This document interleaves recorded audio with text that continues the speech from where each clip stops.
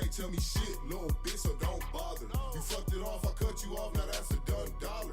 Jimmy Neutron, I'm a dog like Goddard. Quick to whip the stick and disappear like Harry Potter. He think he heated up, ain't that a bitch, cause I'm hotter. He ain't got no heart and he ain't got no honor. That guppy won't survive in the water with piranhas. Killers on my team with M16s like Uganda. Shooters on my left, that's gon' step at my leisure. I died and resurrected, bitch, but this is not Easter. I don't rap beef, little bitch, so this is not Easter. I don't duck shit, but off the goose, I might seek it. Two bad hoes, I think one was Puerto Rican. A sock up on the door, so don't come in, we not decent. I'm rocking when I'm rolling, Motorola always beeping. Pockets full of poses, rolling dough, straight chiefin'. 5-pack of the woods just to keep the stress managed. People taking shots and they be shocked, it's no damage. Tell all of the thoughts up on my jock, I don't have it. Can't argue with my bitch because she only speaking Spanish. I hit the switch and push the whip like it was in the way. You talking shit but ain't no shit, so you just in the way. I'm taking risks, I pray to God that I don't die today. The talk is cheap, I got the heat just like the young D-Wade. She thinking memes, I told the bitch that she don't know D-Wade. I thinking schemes the next routine gon' take a business day. She ride the dick and work her hips like it's for fitness. Ayy, plead the fifth and suck this dick, you ain't got shit to say. People run they lips so they trip like some acid. I can't fit into this fake world, I ain't plastic. Roll the backward up and have them pissed, I ain't passing. Never had my dad, I'm just a saucy young bastard. You can't tell me shit, little bitch, so don't bother. You fucked it off, I cut you off, now that's a done dollar. Jimmy Neutron, I'm a dog like Goddard. Quick to whip the stick and disappear like Harry Potter. You think he heated up, ain't that a bitch, cause I'm hotter. He ain't got no heart and he ain't got no honor. That guppy won't survive in the water with piranhas. Killers on my team with M16s like Uganda.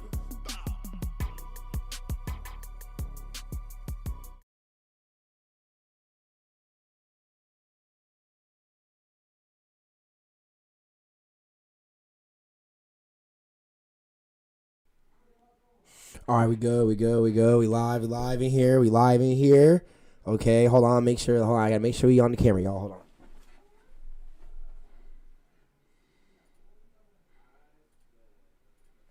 Ooh, yes, we are. Hello, y'all. Hello. Welcome to the T.L.A Podcast, Local Artisan, best platform in the world. You already know. It is world. Your host, your guy, CEO, on here, PROnobi1 in the building, we got KageWolfShinobi on the screen today with me. On the screens and twos. We waiting for Smiddy to get here. It is storming outside. It is all that. You want to close that door behind you? It is all that hullabaloo and all that stuff outside. But yeah, episode 45. We are in here. We are in it. We are doing work. Take off the work merch.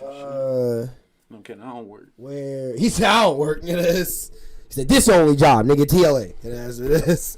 T.L.A. KageWolfShinobi streaming. Yeah. Yeah. If you guys have been keeping up with the... Okay, well, first of all, I'm going to shout out everybody that's been listening to us on audio platforms. Thanking you, everybody. Anchor, Spotify, Google Podcasts, all that shit like that. All that good stuff. Thank y'all for that. Like, again, go check out the merch in the description down below. Go to catch out some merch. I'm not wearing the merch today because I want to wear something else. But, yeah, we here, y'all. We here. But, yeah. So, there's cups down there. They're down there. But, yeah, I got vodka, so... There's juice too. You don't got like tequila? No, I wish, boy. I wouldn't be drinking vodka right now. What the hell? This boy asked me if I had tequila. I really wish. Make yourself a mixed drink, pour it in there, and shake it up. Cut up a banana, work it in the blender, and shake it all up. Naked Brothers Band. Come on now. You speaking Spanish? Yes. I cut up a banana, work it in the blender, and shake it all up.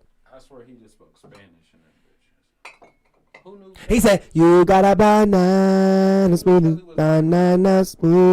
I wish. I'm trying to learn Korean, but Korean's very hard. Oh, the boy, you better open my good wine. The fuck boy trying to open my good wine. No, I'm just reading this label. I never seen this label before. Oh, that's the white label. Not this one. This one. Oh, the Remy, Yeah. the Remy Martin. But here, hold on. All right, let me make sure. Okay, so yeah, T.L.A Podcast. Okay, so I guess the first thing I was going to get into with everybody today would have been if you guys have been looking out on the Instagram. Shout out to everybody that's been watching us on the Instagram and shit like that. a lot of stuff has been happening. A lot of stuff's been going on. A lot of stuff's been happening. We got this big bong in there. I would say one thing that has been happening that has been going on that I've been sharing on Instagram and stuff like that has been the whole beef with 6ix9ine and Meek Mill. Oh yeah. Yeah, Meek Mill. 6ix9ine pulled up at Meek Mill at a strip club in Atlanta, and I think it was Atlanta or New York, and he was waiting outside. He was waiting outside, and I guess the second that Meek Mill got to the parking lot, 6ix9ine was waiting there for him. I guess, I don't know if Meek Mill spit on 6ix9ine or 6ix9ine spit on Meek Mill, but this boy funny. He pulled up on them. They met in the parking lot, and all of a sudden the whole beef and shit happened like that. 6ix9ine. But yeah, so that whole thing has been happening, which has been crazy. I didn't know he planned to. You gotta speak in the mic, boy. I just didn't know he planned to be there. Yeah, that's what I'm saying. Like, when I saw that, I was like, okay, I get the whole shit with fucking 6ix9ine. I didn't know that he was gonna start going all crazy like this again, but you know, it was funny to see. At least it definitely was funny to see. I'm not gonna lie. It is kind of funny seeing 6ix9ine back in this dumbass shit again, but yeah, everybody's been going. I saw Whack 100 go at Meek Mill for walking away from 6ix9ine and not handling him appropriately of how he should. And because he was like, oh, I'm not trying to go to jail, I'm not being all that. Then he was like, well, then he basically told him, if you ain't trying to go to, like, because he was like, if you ain't trying to go to jail and all that shit, then just leave him alone. If you care about going to jail and care about going back, if this nigga is that much of a problem to you and you want to deal with him so bad, then deal with him. But if you're not going to, if you're scared about going to jail and all that shit and you being a street nigga, then stay away from him. Then stop messing with him. Like, I mean, some shit he was saying was right, I guess, like, because I don't give him props about giving academics room to say shit. I still say fuck that nigga, but when it came to him like saying like, I mean, yeah, like if I would just say just leave the nigga alone if you ain't gonna hurt the nigga. Like, right. You might as well just like, because this is just like play like kid shit now. Like, this is just becoming little play kid shit now. Like, he's like the neighborhood bully that's not really a bully who thinks he is, who's just pulling up on random people now. Like, I mean, ain't that how he always been? Well, I mean, but he's always been in hiding. He just talks shit like in hiding and will pull up with nobody there. Like, he'll pull up in places where people say that he wouldn't go with no one in that area of where he pull up. But that's what I'm saying. But like this time, he actually like pulled up on a nigga and waited for him to get out of the strip club and started going off. And that nigga recited Pooh Shiesty lyrics. I was like, what the fuck, my nigga? Like, hey, this nigga recited Pooh Shiesty lyrics. Pooh Shiesty, that's my dog. And Pooh, I'm really shiesty. Okay. But, yes, sir. So, yeah, he was talking about, I pulled up this link. And they're saying Meek Mill is having a field day roasting Whack 100 on Instagram. Oh, so he's roasting him now? Apparently. Oh God. Okay, so Meek Mill, because I heard Meek Mill was clapping back, but I didn't know if he was clapping back that hard. But because I saw a video that I should have posted on the Local Artisan. I've been tweaking. I saw it, but I was too busy watching it. But I saw it, but I didn't hear it. So I didn't know fully who he was talking about because niggas on their tweets, they don't really like to tag niggas like that. But I just could tell that he was going off on somebody. I could literally just see that he was going off on somebody, but I didn't know it was off Whack 100. Oh, okay, hold on. I found the first one, so let me dive into that real quick. So, yada yada yada. Tekashi 6ix9ine can't rap. True. I'm surprised that he's even still a rapper. I'm reading this verbatim. No, his release from prison provided a moment of collective internet curiosity. Yes, but sir. Even the Gummo rapper, Tekashi 6 Trash, has been recycling the same methods that got him hot in the first place. He's gone at Snoop. He's gone at Dirk, Meek Mill, and as some sort of promotional tactic for whatever he has in the pipeline. Yet it's often overshadowed the music he puts out, which is a true statement. That's true as hell. So he said finally, that's true as hell. He finally runs into Meek Mill outside of the club a few nights ago. Or was this actually last night? It wasn't last night. Okay, I thought so. It was says 2 nights last ago. Night on here, so so that must be a couple days. To be clear. But okay, so yeah, so he runs up on him a few nights ago, and if you guys haven't seen the clip, check that clip out. I'll send the link. But they are hold on. So you get to see them on Instagram. He said, both of them. This shit had been stuck since 7. Wait, what? Let me see. Who said that? Smiddy. The roads. He's on the roads. That's probably what he's saying. Oh. Ask him though, but. Yeah, I'm about to say, like, are you stuck or like somewhere? Are you in traffic? Yeah, he probably talking about the traffic. Oh, okay. Because I'm gonna say he is coming from the Chi. Yeah, like, yeah. It's Monday. Yeah. Damn, like, it is Monday. Yeah. So yeah. Shout out Smid. Shout out Smiddy95, boy. Get on safe. So he said. Oh, the thing keeps jumping around. They get into a shouting match. Yep. You can see both of their POVs on their each's Instagrams. Yep. At the end, 6ix9ine is seen lunging at Meek as he trashes the Philly MC for walking around his security. I got my own fire. I don't need security in the club. Yeah, because I heard that Meek Mill was also traveling with police. I guess that he was also traveling with police as well, too. Yo, $5 if that's not a hook or a line on one of his songs. What? I got my own fire. I don't need security in the club. I got my own fire. I don't need security in the club. I think that was the Pooh Shiesty lyric. Is that really? Because they said that he yelled. I think they said that he yelled something. He yelled a whole lyric at. He yelled a whole bar at him. Or is there anything else in there that sounded like it rhymed? Because. What is that? No, apparently, Pooh Shiesty actually denounced Tekashi 6ix9ine. Oh, nigga, what? It said, the fuck? I would do the same damn thing. He said, no, here you go. 6ix9ine footage shows him alleging Meek Mill security is actually police. And the T.L.A Podcast live on YouTube, y'all. Come through, swipe up. We here. Check it. It says in quotes. In quotes, you pussy. You pussy. This is what Tekashi 6ix9ine is saying. Oh. You pussy nigga. Stop letting these rappers lie to you. They too tough for security. Meek Mill running around with police. Yeah, that's what he was saying. This how you expose these fake gangsters. Isn't that crazy how you can tell that a nigga police, like, out of just being a security guard? I mean, that just shows how many police security guards he got around him. But Tekashi wrote on his IG post before taking it down, yada yada. Oh, for real? Yeah. See, I need to follow him on shit too, so I can show shit that he doing too. But behind the situation, he says that he didn't run into Tekashi, but rather.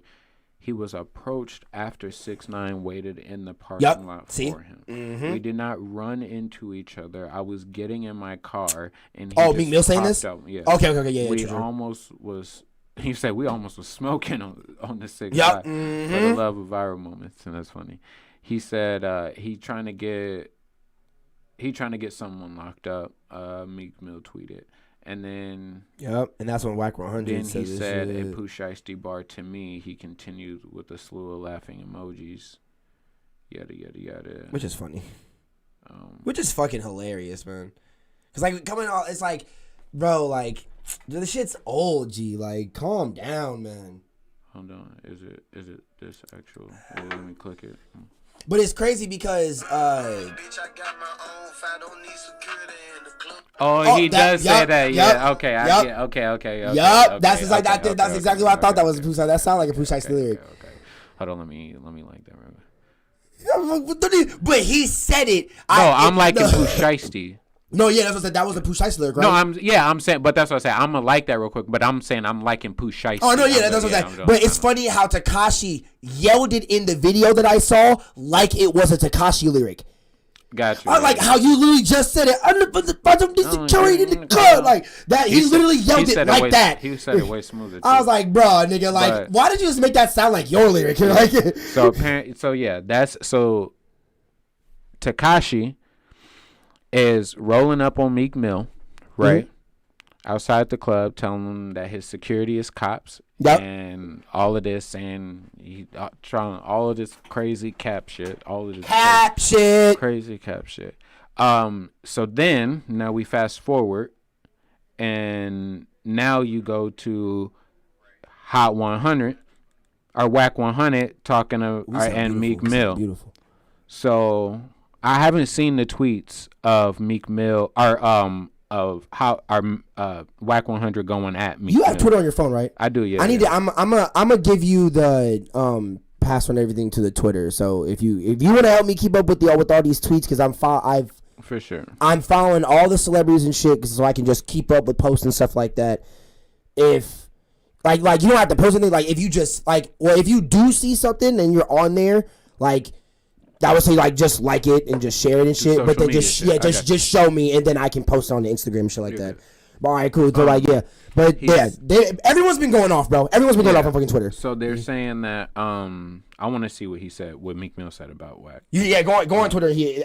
That's everything on there, I think. Or is it a video? Imagine being one of the is that what he said? This is somebody's covering it. This is on Hot New Hip Hop. Oh, okay. I need to follow them on Instagram too. Yeah. Shout out High Noon. We wouldn't be surprised if there were more responses by now, but it looks like Meek has taken to the comment section of multiple photos of Whack 100 recently posted clowning him for. I posted the video too. Yep. It was such a long video, bro. That screen recording was so long. Stock sucking Birdman pick for opportunity. Oh God, I didn't know he said all that. Even post to. I'm not gonna lie, I didn't know he said all that. You post your wife for Vlad TV and stop, and also adding, and you never addressed why you was biting your man back out. You cracked the back door on your own people. You pussy for that. Damn. Meek Mill went off on his ass, boy. Where's this nigga from? Fake ass tough guy. Meek Mill said that to dude. Yeah. Meek also let him have it in the comments by writing an extensive note that reads, "You a old nigga that." This man is funny. Meek Mill fucking stupid. You a old nigga that needs to be fighting online. Ha. Or LOL. I still want to test you from that nip shit. Oh yeah. For that nip shit. I know you not really built. You be trying to manipulate niggas to ride for you. And you posted me 3 times on Valentine's Day. You old ass. He did. Oh my God, that's funny as fuck. And on Valentine's Day, bro. I'm with my girl, bro. Chill. He said jealous of a young nigga. And then in another extended comment, Meek also had a time on his hands today. He said the Rock Nation signee also had this to say. DM your number and we can meet when you got time. You a pussy. You don't push your tool. You a internet. Yeah, right. Okay. Yeah, I get it. He just calling him just an internet nigga. He ain't shit. Like he said I'm not one of these industries niggas. That's fake. Scared of you. I'm from Philly. You better go get some niggas. Yo, he was pop it off. He's just he just talking a bunch of shit. Something because he said you not really built and that's like the thing because you not really built like you. But Meek a real nigga. Oh yeah, bro. Like Meek a real nigga. When he was saying that shit, I was like, yeah. I do understand you. Like, yeah, you didn't chase after the nigga or nothing. But what Whack 100 said is that, okay, so I guess, shout out Safari. I guess Safari snitched on somebody for something. And when he said when niggas went after Safari, niggas chased that nigga down. Like, chased that nigga down and beat the brakes off that nigga. But it's like niggas will say that they'll do that to 6ix9ine, but then won't. But y'all want to chase down Safari, but y'all won't chase down 6ix9ine. Right, but like that's different times. No, yeah, like, definitely. I agree with you saying. Like, yeah, definitely. There's completely different times. Niggas, with, like, and completely different circumstances. Like Safari have shit tons of police around him. Meek Mill went to fucking prison for riding on a fucking four-wheeler. Yeah, and then being in violation of his probation. Like that's which wasn't even really a fucking violation. Exactly. So like imagine what they would do to him if he ends up he's the beating one that killed up a nigga, shooting a nigga. You know, like his people are responsible for it. Like, come on now. Like, something he wasn't in violation of. And even if he didn't beat him up directly. Yeah, exactly. Just his just his security, just people he knew. After the police after the occurrence or after that would have all been traced back to him and blamed on him. Imagine where he would be right now. Come on now. Like, Meek ain't honestly, Meek handled that smart. Yeah, Meek handled that smart. And Meek is a thug. Y'all better start playing with that nigga. Like, Meek is a thug. These niggas is stupid. Why would that's the Philly kid right there, bro. Why would he? That's a smart dude. Why would you pop off at when somebody jumps up at you and they test your gangster? You be a gangster. You a gangster. You leave that nigga over there. Like, what the fuck? Like, you ain't got no time for that. That's below you. And I'm a thug. I'm a real G. Like, I don't got time to prove myself to some young ass nigga who trying to pop off for some clout. I don't have time for that. That's not my place. That's his place. He's supposed to be out here popping off for clout, running around, getting his. That's what he's supposed to do. And 6ix9ine doing that on Meek is just blowing up Meek's name more now. Like, you just putting Meek more out there now. You're not gonna do it at my expense. And any other motherfucker that got something to say, what up? I'm literally standing right here. He's literally the one nigga that's standing like in the middle of the school, just like mass texting everybody like, "Yo, I'm right here. What's up?" Like, it is. Like, I'm literally standing right here. Look at this. Y'all niggas. No, over there, right here. Yeah, like, it is. Y'all stupid, bro. And that was funny, bro. Like, 'cause when I saw that shit, like, 'cause I honestly did not watch the whole video because watch who y'all talking to. When this nigga started bringing up academics and was like, see, he was like, yeah, academics, like, I like you cool, keep doing your shit. You're a civilian, so whatever, like, you say, like, but like, he's a civilian who's mainly best friends with this nigga and who also has a super big ass voice, who's like enabling him. Like, yes, but he's like we talk about, like the niggas on the porch, the niggas on the sidewalk, and the niggas on the street. Academics is a nigga on the sidewalk. That nigga's in the house, in the closet, my nigga. Yeah, right. Like, what the fuck? But he does instigate a lot of things. Well, see, like, and that's the thing. He instigates way too much. Yeah, but see, that's the thing. He doesn't actually instigate any drama. His actions aren't causing niggas to shoot people in the street. That's what I'm saying. Like, now he causes the way he speaks on it causes niggas in the street to get mad at him. To cause problems for himself. But like, nobody's like, hey, academic said this, now I'm killing niggas. You know that? Like, nobody cares about academics like that. So that's what I'm saying. Like, that's what, like, if that's what Meek's saying, like, like, academics keep doing whatever you're doing. I don't care. Like, like you said, you're in the house, my nigga. Bro, like, I don't care what you got to say. Off, my nobody in the industry is moving off of your work, and nobody in the street is moving off of your work. That is fucking terrible. And if they are, don't nobody got respect for them niggas. Not at all. Like, so nobody cares. There's a bunch of clout thirsty ass motherfuckers that nobody care about. True. Like, so that do you? Like, I don't care. Like, but like, Whack 100, Tekashi, is he a radio host or is he an actual rapper? No, he's a host. Like, he's a fucking. That's what I'm saying. Is it Whack 100 a radio station? Yeah, he's a what? Stop. I swear, Whack 100 is a radio station. I'm not trying to do that. Because if it is, that's fucking crazy. He has his own thing. Oh, his own Insta thoughts. Yeah, Hey, yeah, happy birthday to Megan Thee Stallion as well too. Happy birthday. Happy birthday. Miss Thickums that it has. Happy birthday. Yeah. Hey, is that? Hey, I fucking New York shit. That man said, happy birthday. Wait. Do you clap when you sing that? Do you clap when you sing that? He said, hold on. Happy birthday to you. Happy birthday to you. All right, yeah, you do. Yeah. Oh my fucking god, bro! I'm done. I'm fucking done, bro.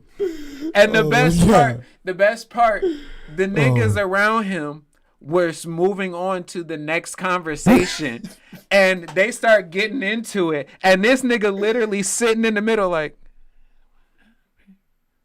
nigga, what? Like do you call? And these niggas talking around him, and they're like, and literally he go happy.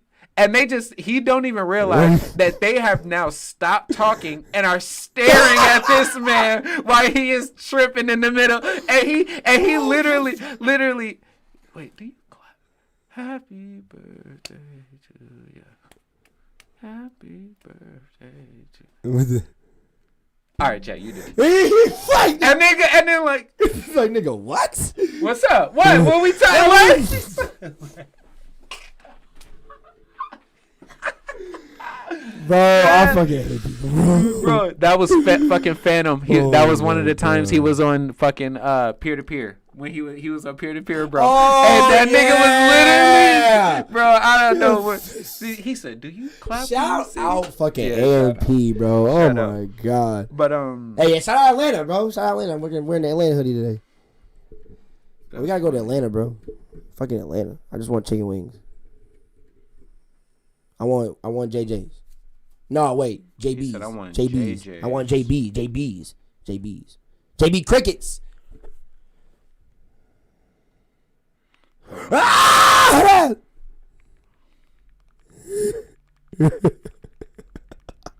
Hey, shout out Rio. He watched the podcast. He just came at me before this hoodie. I've had this. I've had this bitch for like 2 to 3 years already. Nigga, shut up. I got it. He left this in my car in the old Saturn that your brother gave me. Oh. Yeah, that was 3 fucking years ago. He said, "I love you, you sexy." I fucking bet, bitch. It ass. Oh my god. I fucking bet, gay nigga. I'm not saying you're sexy. You're fucking weird, nigga. Ugly ass boy. You fucking bet, nigga.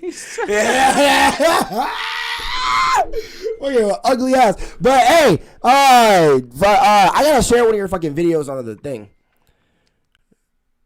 No, nigga, stop messaging me. I'm gonna fight you, boy. Oh my god. All right, but yeah. One other thing I guess we can get into.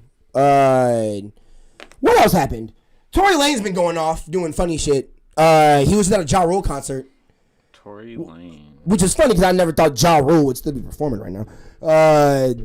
They let him out of jail? You're fucking stupid. Yeah, it's Corona, bro. We can't be in jail now. Fucking Corona. We can't be at concerts either, but they still let that nigga do that. No mask. No mask anywhere in that video. Anywhere in that video. Not a damn place. Ja Rule need to have one on. That nigga had no stage. It was literally people like in front of him. Like it's like if we had a T.L.A show somewhere. Like literally, we had a T.L.A show somewhere, and Tory Lanez is just like up there in the corner. He's like, "Yeah, what the fuck, man?" And this shit lit. I'm like, "Bro, what is going on?" This is somebody's backyard. Tory Lanez can rap, but I don't think like. Oh my god, bro.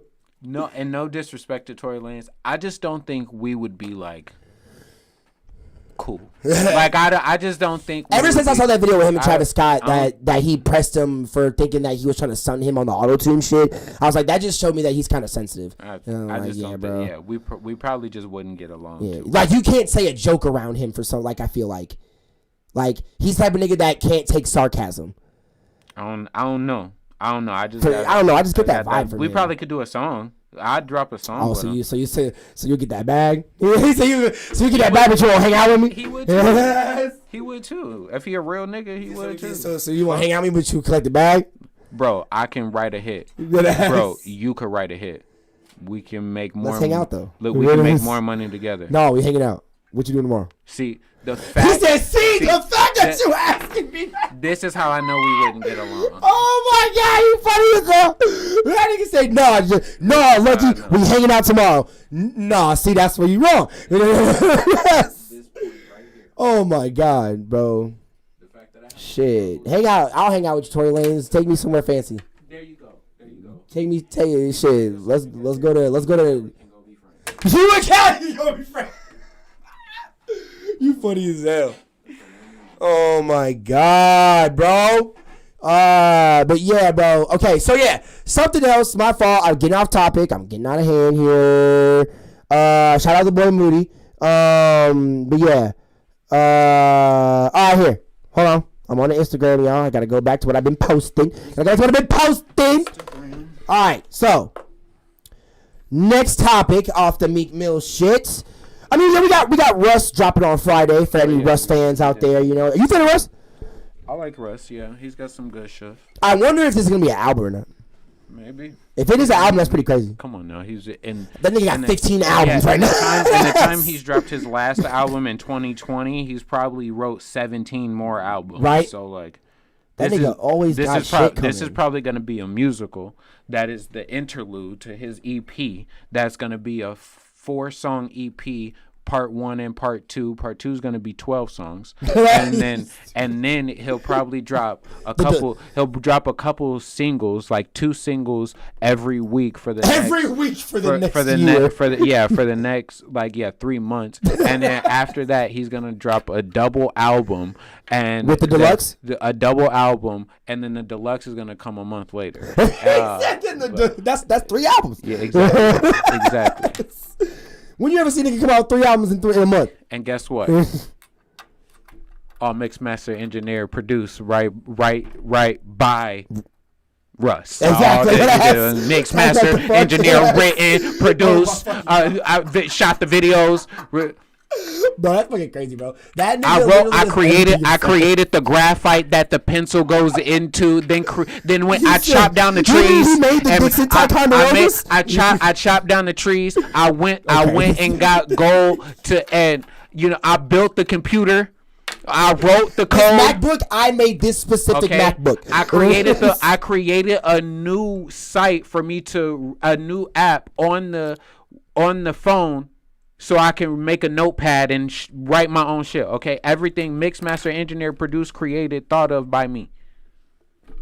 That's how it's gonna be for the next 20 years. Yeah. He got nobody. He's purely independent. Shout out Russ. Shout out Russ, bro. That's crazy. Like, have you seen that nigga house? I don't know where he got all the money from. Bro, did you see the end of the year recap that he did for 2020 in his backyard with the pool? Nope. That shit looks like the outside in the Kalahari. I believe it. Like, you know how they got the little fucking houses and shit that you can sit in? They got the TVs and shit like that. He had 3 of them bitches right there. I believe it. I was like, nigga, so you gonna sit in all them bitches? I've literally only seen the front of his house. Oh my God. And the living room. And his living room. That's it. That's what I'm saying. When I saw the pool area, I was like, nigga, this is your backyard? Yeah, nigga? bro. That's it. And he got like 3 houses. So exactly, bro. Yeah. If I was Russ, I'd have 1 in the city, 1 in the country, and 1 on the beach. Because the beach, the tropical shit. I need some water. Not like that. Cause I don't fuck with no deep sea shit. I don't fuck with that. But I don't know though. Because when it comes to like houses in the city though, it's never a house. It's always an apartment. You're always in some I mean, there's townhouses in the city. There's townhouse, like city townhouses. Honestly, I would prefer to live in the hills, but well, that's the country right there, basically. I mean, the rich country. Yeah, that's rich country. Yeah, like that's a yeah. But what I mean is more like, I would like to live in a house. Yes. Mm-hmm. Like at the top of Beverly Hills. Right? No, you ain't a Hidden Hills fan? Right? No. I'm a Hidden Hill. I don't like being that high up. Hold on. That's high up though. Hidden Hills, Beverly Hills, fucking tiny mountains. I don't give a fuck. It could be whatever you want it to be. Tiny mountain. Anywhere you want to go. That'd be nasty. And I just want to be West Hollywood. My house on the top of that hill, and no other houses beneath it. That's what I don't want nobody else around me. That's it. I don't. Saying, bro. Like living in Topanga. Like Topanga's right next to Malibu and shit like that. Like in that area and shit, bro. Living in Topanga looks chill as fuck because Sierra, I saw like her drive through there with fucking Bella and shit, bro. That shit looks nice, bro. It looks so fucking chill. I just like the whole, especially where Jaden lives in fucking Hidden Hills, like how literally like the niggas encased in forest, and even like the ground like indents to where his house is, so basically it's underground level. And it's still covered because trees can't go over and shit like that. I want mine to be on a hill. Oh, so yeah, you want the hill view, yeah, and exactly. on one side, like the water, and then on the other side, like the hills, like the actual hills and shit like that. Yeah, like it could even be like behind me is the forest, to the right is the ocean, in front of me, and then like to the left is the city. You know what I mean? Like, so you sound like a Malibu nigga then. Sure. That's cause like fucking, especially if you want to live on the top of PCH, really on that big ass hillside, and then you got the forest behind you and shit, and then the sea right there. So you literally always get that like so does the sun set on the ocean or rise from the ocean in California? Pretty sure the sun rises in the west and sets in the east. Okay, so you guys get the sunrise then. Right. Oh, okay, yeah, that's fire then. Right. Or wait. Are you sure? Yeah. Oh, wait. Wait a minute. No. Yes, because it's Which way is the airport? No, it rises in the east because like right now in Chicago, or not in Chicago, right now in New York, it's 11 o'clock. So they're gonna get the sun before we do. That's why I had it backwards. So I had it back. Okay, so the sun. Yeah, okay, so so like that means every night you would get like the sunset ocean onto the ocean. Oh, that'd be fucking nasty, bro. Oh my god, that's literally fucking Jaden's painting in his kitchen. Gotcha. It's a big ass. It's like the pink sunset on the beach. Right. Like, bro, oh my god, bro. That's low key one of my dreams, bro. Still, even though I've already been to West Hollywood and shit like that, like I just didn't drive to Calabasas because we had to leave. That's one of my dreams, bro, to be fucking Malibu Beach, and to at least see that pink ass sunset, bro. Yeah, that'd be nice. I'm so jealous you lived in fucking California, bro. Like, god damn, bro. I missed the mountains, bro. I'm not gonna lie. Vegas was fire, bro. I want to move back there, bro. I look, you want to move back too, bro. Oh my god. T.L.A. and L.A. Bro, don't get me started on that, G. Don't get me started on that, G, bro. That, bro, if niggas move to L.A., bro, I'm telling you, shit cracking the first day. I'm already telling niggas that. Keep following and doing all that shit in the comments and everything. Yes, sir. Yes, sir. Please, shit. Love to everybody, all the word of mouth people out there. Shit. All right. All the people that's been fucking with us on the fucking platform, on the social media platforms. Shout out to everybody that's been liking up on the Instagram, on the Twitter and shit like that. I'm finna have Kage help me with the Twitter and shit like that. So just don't be asking it. I'm gonna tell y'all right now, and I'm gonna say it in this episode. That second this shit blows up, don't start asking niggas for interviews and shit.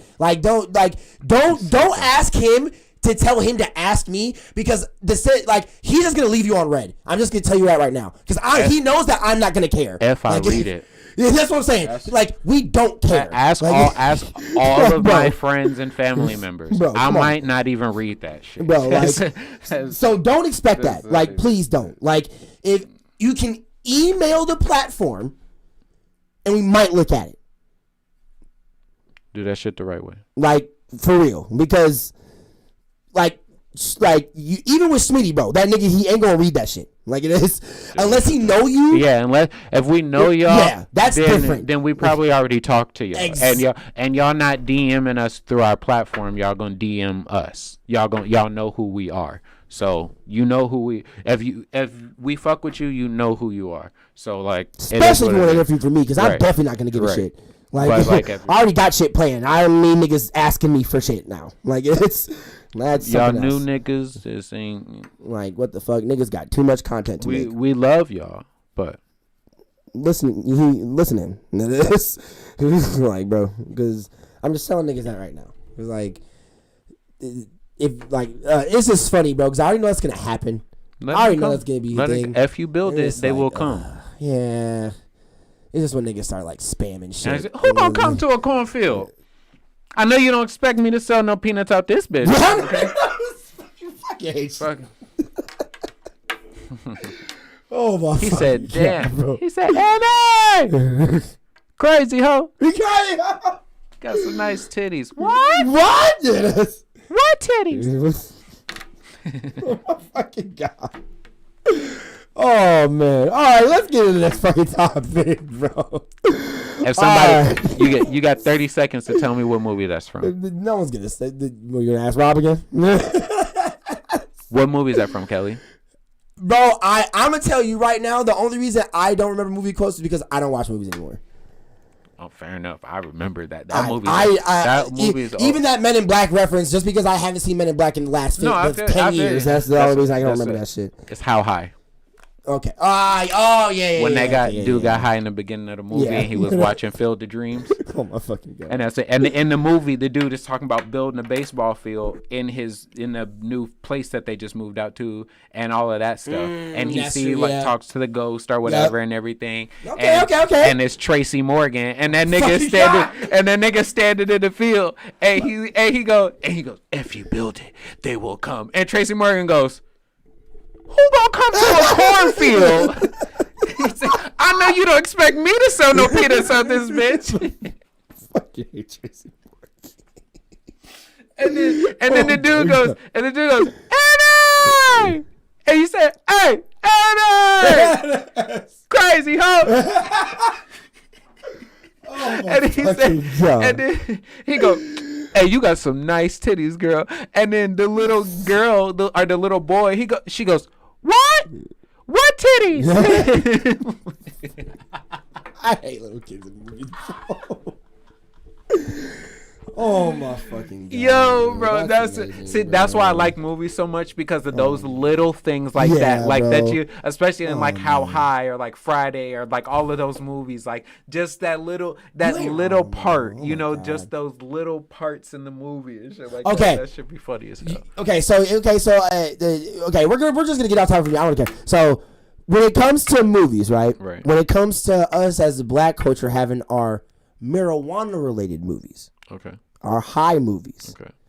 So would you say it's I'm gonna ask you this first. What would you say is better? How High or fucking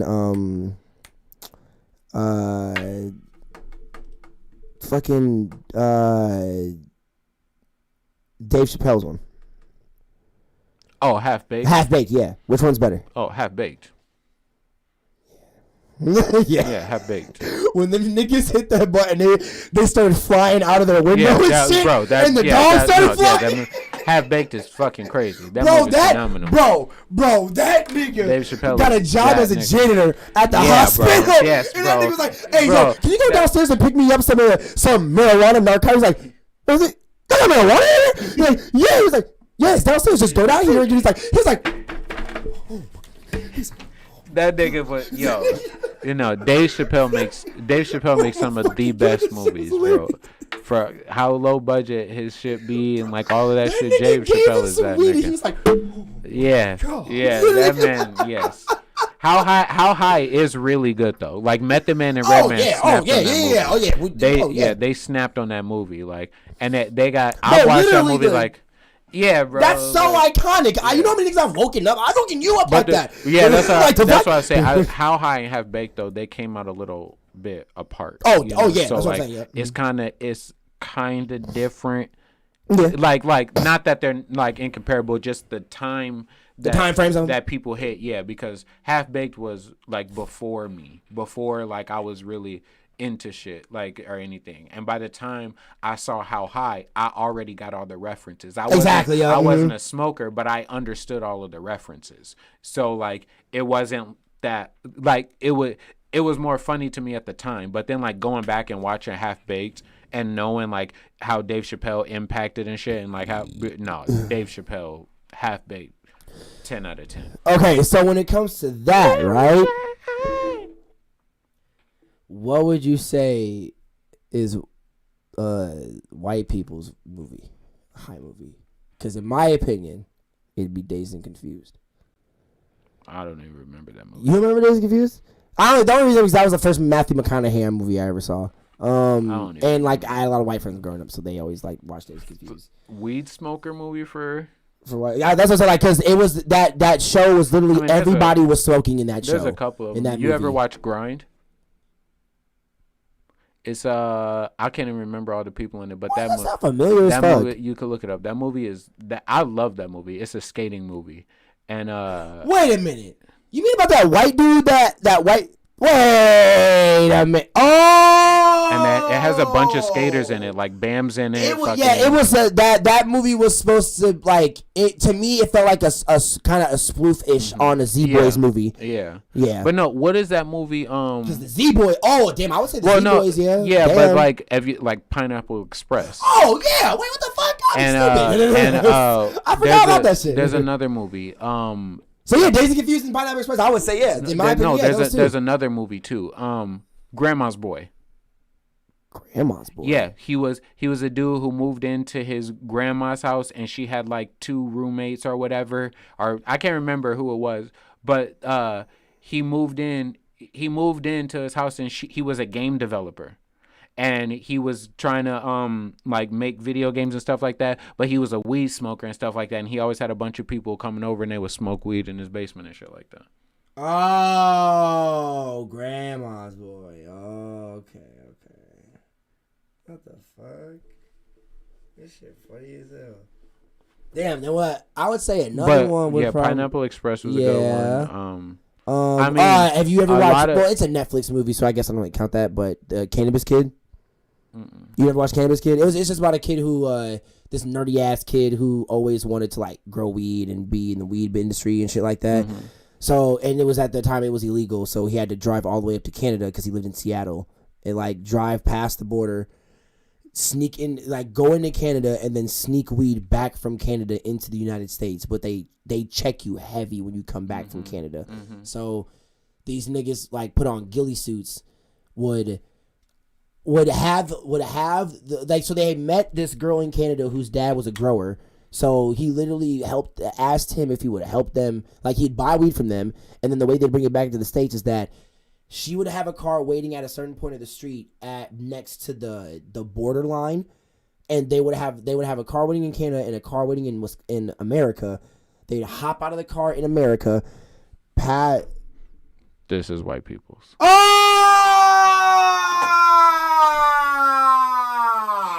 What? How did I forget Cheech and Chong? What? Yeah, fuck everything else I just said then. What the fuck am I talking about? The fuck, that's fucking cheese. Yeah, man. You really gotta pay a quarter every time they said man in in all those movies. That's why they spammed it so fucking much. Then they were both saying like, yeah, man. It's like literally every time they say man, that's every 4 times it's $1. So they're like, yeah, man. Like, I'm like, nigga, what? Like, yeah, that's $1.50. Yes. I would start and end every sentence with man. Bro, right? Like, oh my God, bro. Like, you gotta be fucked up. You know, my catchphrase, man, oh man. Oh, my. Oh, man. That is. Oh, my God. God, man. It'd be funny if you said, man. Said, what the man? Are you manning me? Son of a man. Man of a man. He said man of a man. Man of a man. Damn, yeah. Man, you, man. Man, you. You know what? M-A. What's that spell, nigga? Say it. I'll say for you, man, nigga. That's what I am, nigga. Man. Nigga. I am the man. Man. No, yeah. He said, man, we just got paid $20. Fuck that. That was at least 40. He said, fuck that. That was at least 40. He said, hey, you ran that up? All right. Man. Hey, what's good, man? You got that, right? All right. That was at least. He said they looking at the nigga counting the word, man, every time they making sure he getting it. Oh, my God. God damn, he said, nigga, all right, nigga, y'all stop saying, all right. Oh, my fucking God. Yeah, that side note, we can go back, but that's one of my favorite memes. When Jay-Z is, what song is that? Is that Niggas in Paris? And he was like, I got a 25, take the 25, take a $500,000, make a double bag. There's a nigga, and it's like they're on the calculator, and they're literally like, take a $500,000, take a quarter bag, take a double bag, and take a full bag. Oh my fucking God, bro. That shit had me rolling. But honestly, like, the shit I've been watching, man, on YouTube, like, will probably piss a lot of people off. Like, at least a lot. It'll be controversial. Yeah. Because in between men and women, it's because I've been watching a lot of stuff like that talk about like women, a lot of women looking for like high value men, you know, quote unquote, are like all of the crazy things that a lot of women have been saying and agreeing with lately. And it's just like, I've been watching a lot of it too, my nigga. A lot of that stuff. Did you watch dude's video about accepting the $10,000 gift and shit, bro? Oh, nigga. If y'all haven't watched that, hold on. Let me pull up the name so y'all can get. I was like, so these girls is tripping. What the? I wish my girl would accept the $10,000 gift. Boy. What the fuck? We can go be with that nigga, boy. If you give me $10,000 shits, boy, I don't give a fuck. You don't need me. Like, what the fuck? Obviously, you found if that's the way you think, you don't need me. Like, that nigga's. Oh. What? How old is this actually? How old is it? What is this? Isn't that old? Okay, not back then. Oh, that's a month ago. Really? I didn't even see that until just now. That one was a good one. I watched that one, and that one had me. You see the shit where OT Genesis went off on the dudes on the No Jumper pot on Yeah, I been saw that. You saw that? Okay, I saw the live stream. Got you. Oh, you watched the live stream. Got you. Okay, yeah. He went off on them, and she was tripping. But we could talk about the lady.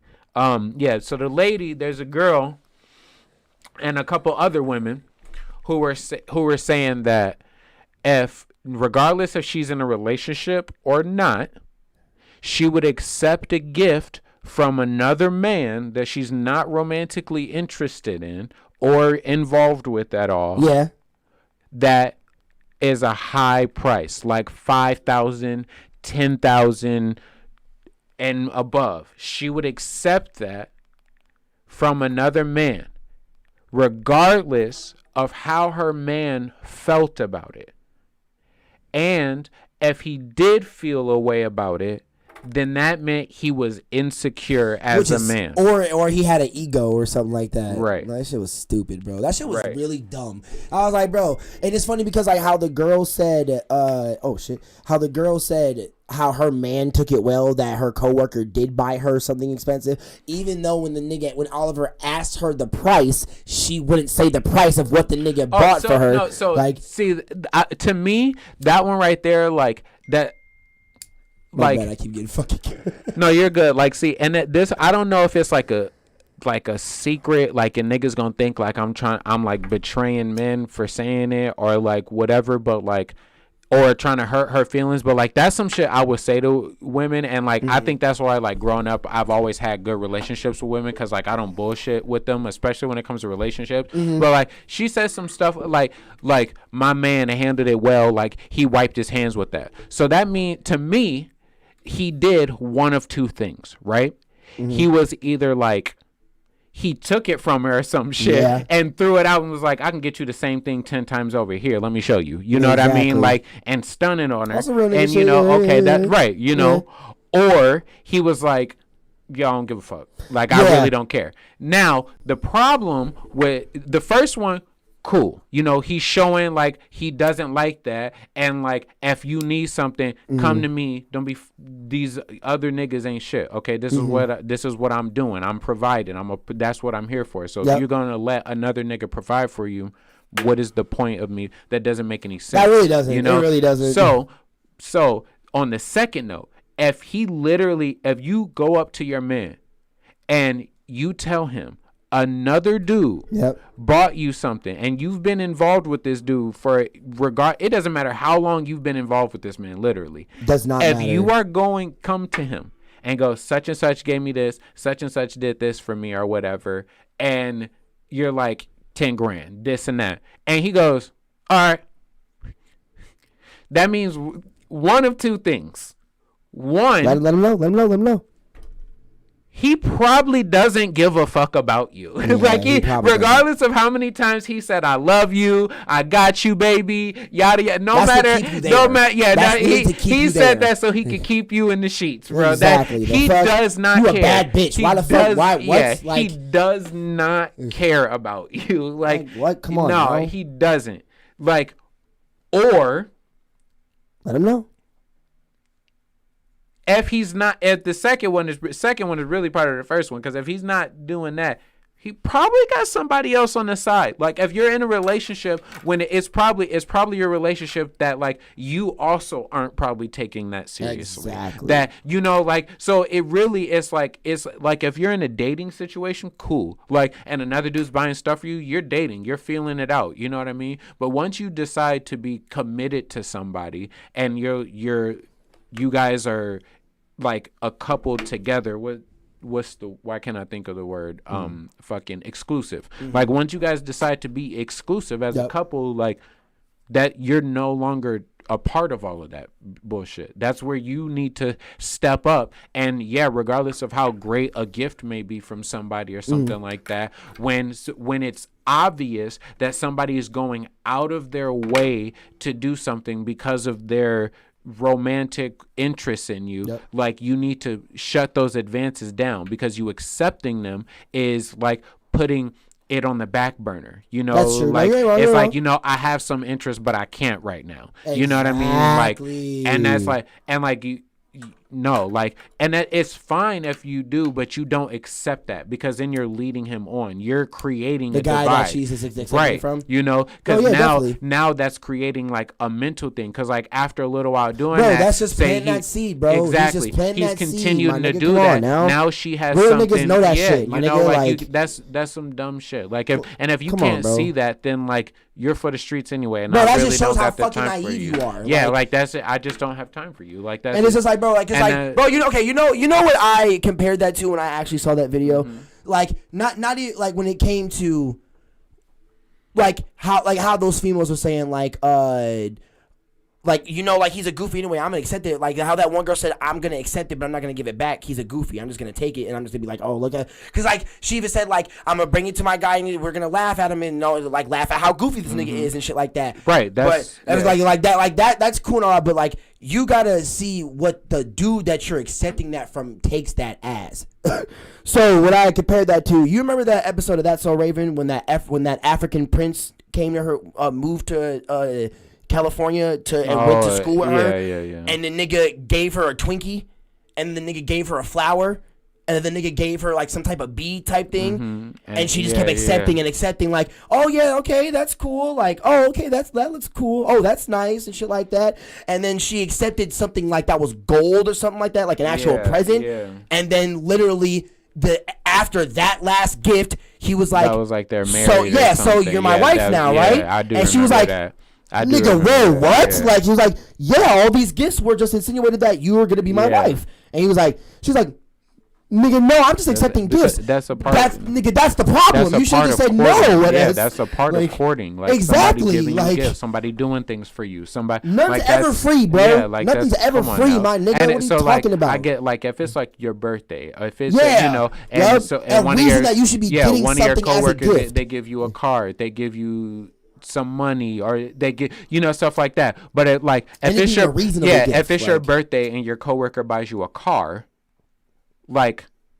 If I'm your guy, that's a kind of G. That's a problem. You see? Oh, so you don't cover both of us? Nigga, the fuck. But that's our car now, nigga. The fuck.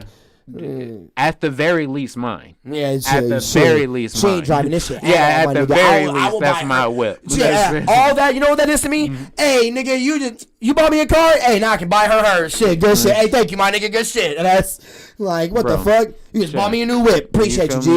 And that's the fuck. It's crazy, but no, like. That if it's something like sensible, then okay, that makes sense. What I mean? Yeah, you know what I mean. Like, and so like, but then like that that's the other thing. Somebody said. I watched the Kevin Samuels dude too, and but he said something that I like holds a lot of merit. Like he said, like women hold the relationship hold the power to sex, whereas men hold the power to a relationship. So like that's definitely true because and a lot of guys want sex. Right, exactly, and a lot of women want a relationship. Exactly. So like example, women. How many times have you been right? Yeah, right. How many times have you been in a relationship with somebody, right? And they have a lot of the things that you want, like. Maybe money, security, looks, whatever it is, and that gives you that security, right? How many times have you been in a relationship with a guy like that, and it was your decision to end that relationship or start that relationship, right? Now, compare that to the amount of times you've been in a relationship with somebody that you were just sleeping with, that you only saw as somebody that you were sleeping with, somebody that you didn't really care to move it past that, or once you realized that this was all you wanted, you either started or ended that relationship. My point is, I guarantee you most women have been in that second situation more times than they've been in the first. They've had more fuck buddies and more things like that in situations where or fuck boys, that they call them, that they have started and had to end the relationship. They had a lot of control over that for men that they weren't really taking seriously, for men that they didn't really respect, But when you're in a relationship with a man that you really respect, that you really working with and all of that stuff like that, like you give up some of your control. You know what I mean? Like you're willing to do that. And like the more he takes over, the more you let go, at least in the ideal situation, but nowadays there's a lot of women who don't want to let go of control. No, that is true. You definitely ain't wrong. But so the thing is, like, when it comes to that woman or women who think like that, that's what I'm saying. Like, when it comes to a man doesn't view it the same way you view it. So like he talks about like bringing money to it. Like they talk about like she like, oh, well, if we go out or something like that, like, and you get me or I get you a gift or something like that, like, or one of your coworkers get you a gift. The difference is me as a man, as a man, you're not supposed to need a woman's money. You regardless if I rely on you now or then or whatever, at the end of the day, I'm going to figure it out how I have to do it, because as a man, that's what I have to do. You know what I mean? Like, at the end of the day, everybody's going to blame it on me, regardless of what happened. No, but as a woman, you can be in the market to be looking for a provider. Mm-hmm. Like, you can be out saying, hey, I'm a sugar baby. Hey, I'm this. Hey, but a man can't go be like, yo, I want to go be a sugar baby. Like, and be respected as a man. Like, you're not going to be in a relationship with a woman who is always taking care of you, who is going to, like, view you as the man. You know what I mean? Like, at least most women. Like, a lot of women that I've talked to and met and stuff like that, they don't think like that. And I'm not saying that is the right way to think. Like, that's I guess what they say, like, the red pill. Yeah. Like, that's I'm not saying that's the right way to think. Like, for like these, what do they say, gender normatives and like things like, and like roles and things like that.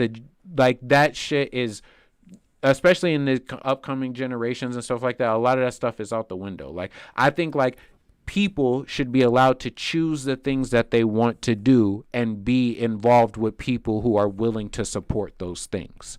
Like, you should be honest with people, and if you want a 6-figure nigga, like, and you want somebody who's gonna always be spending money on you, always gonna have nice things, then go for that. Yeah, don't quote unquote settle for something that you don't want. However, you have to remember that market has the most amount of women searching for it. And it also has the least amount of men who are a part of it. So you have 80% of women looking for 6-figure men. True. Right? When that is only 15% of men. I mean, that is true. And then if you're going for specific races, specific industries, also shortens it. You know, so now you're talking about out of there's, you want 5 niggas. You just want to pick from 5 niggas. Right? That's all exactly. That sounds like. Come on now, like you have 10 million women, 100 million women looking for 100,000 men, competing for 100,000 men. And literally because of their tax bracket. Exactly. Because they don't make 6 figures. I mean, yeah. You know, because they don't, but even because they don't make 80,000, 70,000, 51% of men in America. Mm-hmm. Speak to him. It's like 51 to 55% of men in America. I'm gonna go look this shit up again. I watch this dude all the time, so I'll be hit. Yeah, shout out Kenny like Samuels. They of men live from $45,000 to $60,000. That's a majority of men in America. No, I feel that. I definitely feel that. And it's like 55%. It's like 57, 58 for white men, and then it's like 52 or something like that for black men. Right? So like then when you go literally going up to like 70,000, 80,000 and stuff like that, it starts dropping down to 20%, fucking 15%, shit like that. Like, and for black men, it drops. I think it's like 6%, 7%. 7% of black men in America make 6 figures. See, bro, and that's what's so crazy, bro. Because like 2% make 7.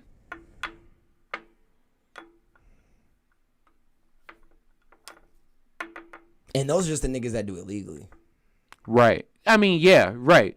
Definitely. But then that's a different, that lifestyle is different. Oh, no, exactly. Like, yeah, you know, exactly. that's separate. You know, like, so like if you want to include that, if you're going to go be a drug kingpin's or girl, a scamming like, king or you like know, scamming girl. Come on, yeah, like how much is that? how much longevity does that lifestyle have? How likely are you to be able to settle down, have a family, be at your house all the time, be that wife, and even if you want to go have your own career, you want to go do whatever you want to do, or if you're gonna just be a stay-at-home wife who takes care of the kids, you make lunches, breakfast, dinners, fucking clean the house, take care of everything. Good, I come home, I got the money that you need, give you access to the account and stuff like that. You take care of everything that goes on at the crib, and when I come home, you're there to support me, build me up. None of that shit. That shit. You support me, you build me up. Exactly. You talking good to me. Yeah, you know what I mean. You know what I mean. Like there may be some things that we don't necessarily agree on all the time, but in this situation, like now. This is just what I'm getting from hearing the people on video. I don't know these men, so I can't really speak to them. I may have met some of them in the day, but I know men who make large amounts of money. Maybe not six figures, maybe not that, but large I know men who make large amounts of money, and most of those men, when they have the pick of whatever they want, they can even if there's just fucking, like on any given day, they can have 10 different women. Like, they don't care to like have to have a conversation with you. They don't necessarily care to have to, like, you challenge them. Have you, like, and it doesn't sound pretty. It definitely doesn't sound pretty, and it doesn't sound, but like, that's how a lot of those men think. Not all of them. But that's how a lot of those men think. So, like, you got to know the game that you're playing. You know what I mean? Like, you got to know the players and how they play. The players, players. You know what I mean? Like, and men think, and they say that, like, men think logically, women think emotionally. But for, like, I fucking hate that shit, bro. But for, like, and when it comes to it, like, in that sense, like, a woman is going to be like, hey, you love me enough to be here for me. You love me enough to take care of me and to have me. And I love you enough to do this. So I believe that is worth this much. Exactly. I believe, right? Whereas a man is going to look at it and go like, I'm making the money. I'm working. I'm out here all the time. I'm doing this. I'm bringing this into my life. And if you were not here, I could do this by myself and with any other woman who is trying to hit me up. Yes, I do love you. Yes, I have this love for you. Yes, I want this and stuff like that. But if every time I come home, I have to have an argument with you, I have to try to compete with you, like you're jealous of me, like the fucking Steph Curry and Aisha Curry thing, you know what I mean? Like you're trying my success, you're jealous of your own husband's success. When I'm out there, you're not supporting me and having my back. If I mess up on the internet, you're not, you're not backing me up. If I say something wrong in public, you're going to critique me in front of everybody instead of supporting me. You know what I mean? If that's what I have to deal with, and I can do and live the life that I am currently living, that I did live before you, and I can live without after you, why would I want to deal with all of this heartache? True. Like when I can go find a woman probably just as attractive as you, who's not going to challenge me all the time, who's not going to yell at me all the time, and who will really listen. And not all men want that. But a lot of the men who make large amounts of money do, because they spend all of their day working, doing something, probably challenging other men, probably in that pit, like just talking shit, doing whatever it is that they do. They're in somebody's in their inbox, somebody's calling for a meeting, somebody's asking for money, somebody, like they're constantly having to be the boss. So then when they come home, that's what they feel like. And if they're paying for everything, if they're doing that, that's what they feel like. Now, not all relationships are like that. Not all relationships should be like that. You know what I mean? Like there is a lot of room in the world for people to have partnerships, people to be teammates and whatever you want to be. Like, True. I know a guy who literally, they wrote out a contract, like, not like us apart from their, like, the contract that you make, like when you sign as a couple. Exactly. Yeah. They literally wrote down, these are the things that I want out of a relationship, out of a wife, out of a husband. Like, in my opinion, that's smart thinking. Because like you guys said, like you guys know what you want. You know what you want out of it. You're like set boundaries and shit like that, and it's just you're not expecting anything less or more. This is the table. This is the staple of what you want. Right, and they know it, and that's the thing. And he always told me, like, they have disagreements, they get into fights and stuff like that. But like, there are certain lines we both don't cross. So when I put my foot down on something, she doesn't cross that. And so when we come to an agreement about something and she has to put her foot down about something, I won't cross that, because we've gotten to the point where we respect each other enough to know that that's what it is. True. So it's like, and that's a good, healthy relationship. You know what I mean? I don't know. You know what I mean? Like, I can't speak for everything, but like, I know, and that man makes a large amount of money. You know what I mean? Like, so like, and he lives a successful life. He lives a life in well means, you know what I mean? So like, a lot of men who think like, who live at that type of lifestyle, they don't want somebody that they're going to have to necessarily deal with. They want somebody that they want you to be hot, cute, fucking, you go with the flow. Whenever they say let's get up and go, you're ready to get up and go. They don't want you to have done a whole bunch of shit. They don't want you to have been everywhere already. They want to feel good about taking you to some place and be like, oh, this is what you're doing? Oh, this is fun. You're talking about niggas, right? Yeah. That makes a man feel good. You know what I mean? That's why, like, when Kai be interviewing, like, he be doing like the bring 3 girls and be having 3 his homies and shit like that, he'll be like, so what is your idea of a date? And then he'll, like, one of his homies will ask a girl, like, so have you been here? And she'll be like, what is that? And she's like, oh, so we going there? And she's like that. And he'll like, so have you been here? No, so we're going there and shit like that. Like, and see, like, take you to new things, new see, that's the thing. And that's the part. I think the women and men think from different sides of the same spectrum. I won't say it's logic or emotion, but I think it's the same side, because it's like, for a woman, for, like I said, for a man, when he goes into a trip with a woman and he can give her a new experience and she gets excited about that, that's a boost on his ego, right? But for a woman, when she can go on it, when they go on the same trip, the fact that she gets to spend it with somebody she has chemistry with, the fact that she gets to have these experiences, even if she's been here before, she gets to do something with somebody she loves. So she sees it from that side. So she's not necessarily caring. She may care in the long run, but when she really cares about you, she's not really caring about the fact that this is something new. She cares about the fact that it's with you. No, yeah, exactly. Know? So like, however, for a man, that's when I am, right. But for most of the time, for a man, when it goes to, it works backwards. So like, he's happy, yes, oh damn, I got to do something new. I got to give her this. I got to give her that. Now I enjoy her more. Now I'm doing this. Now I want to take her to a place that we enjoy together. Now I want to get, it builds down into that. And then for a woman, it's like, oh yes, we did this together. We did this together. I'm so happy we did this.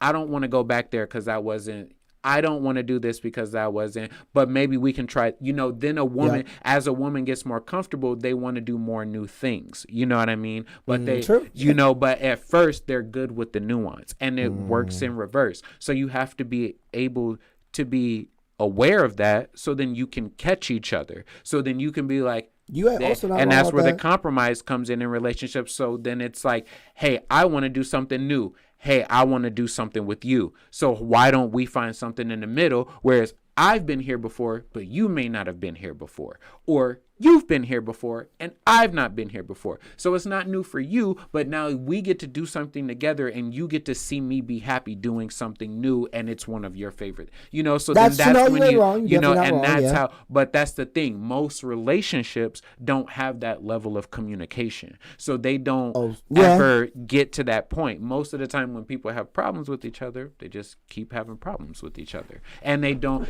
but that's where it comes back to this argument about like, can a man just give me this? Like if I'm in a relationship and a man gives me this, like it's not about my ego. It's not about toxic masculinity. It's about the fact, like, and okay, first of all, this nigga just screwed up. I don't care who's watching this right now. I hope. I don't care who is watching this right now. I don't care if you have a PhD in fucking the brain on what. I do not care. Like, I don't care. As a man, hold on. Let me put the camera on you. Okay, put the camera on you. Hold on, so they can feel it. They gotta feel it. As a man, we good? Yeah.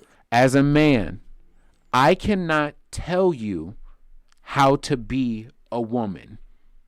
I cannot tell you what it when you do something, if that is because you're being emotional. That is because I can't tell you any of that concretely because I don't know what it's like to be a woman. True. I've never had to do it. Mm-hmm. I've never had to be in love with the man. I never had to. So like, I haven't. You know, so it's like, and I don't see it happening in the future. So like, but like, and I don't think like a woman. So like, I don't know what that is like. And I'm saying that to say, women, you cannot tell a man that he is toxic masculinity or that he has an ego or that he is insecure about something because of the way he feels or thinks, because you have no idea, which is hella apparent, what it is like to be a man. Mm-hmm. Or to think like a man, or to live like a man. So you can't tell me just because I feel a certain way about a relationship you have with somebody else that I am insecure now. Hey, because fuck you. Like, so like, I want that to be clear. So if anybody out there who ever tells me some shit like that, I want you to know, after we have that after you say that, that's what it is from there. Because you can't tell a man that he has an ego just because he feels a certain way about something. Because if I were to tell you you were just being emotional and I was hanging out with some chick or something who was buying me something every week or some shit like that, buying me lunches all the time or fucking buying me gifts all the time or something like that, and you go and you're like, hey, why is she doing that? And I'm like, hey, you just being emotional.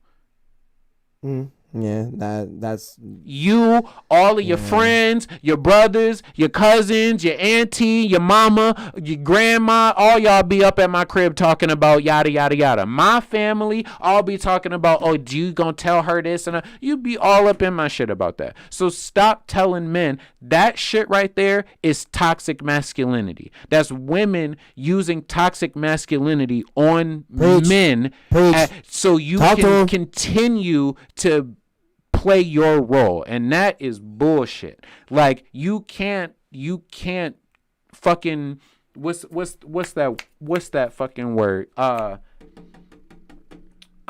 Gaslight. You can't gaslight men into being men. That's not, like, you can't tell a man he's pussy. Like, he ain't wrong. Because when a man, if a man told me I'm pussy, when it comes to some shit like that, if a man really believes I'm pussy, you know how I'm gonna treat that man?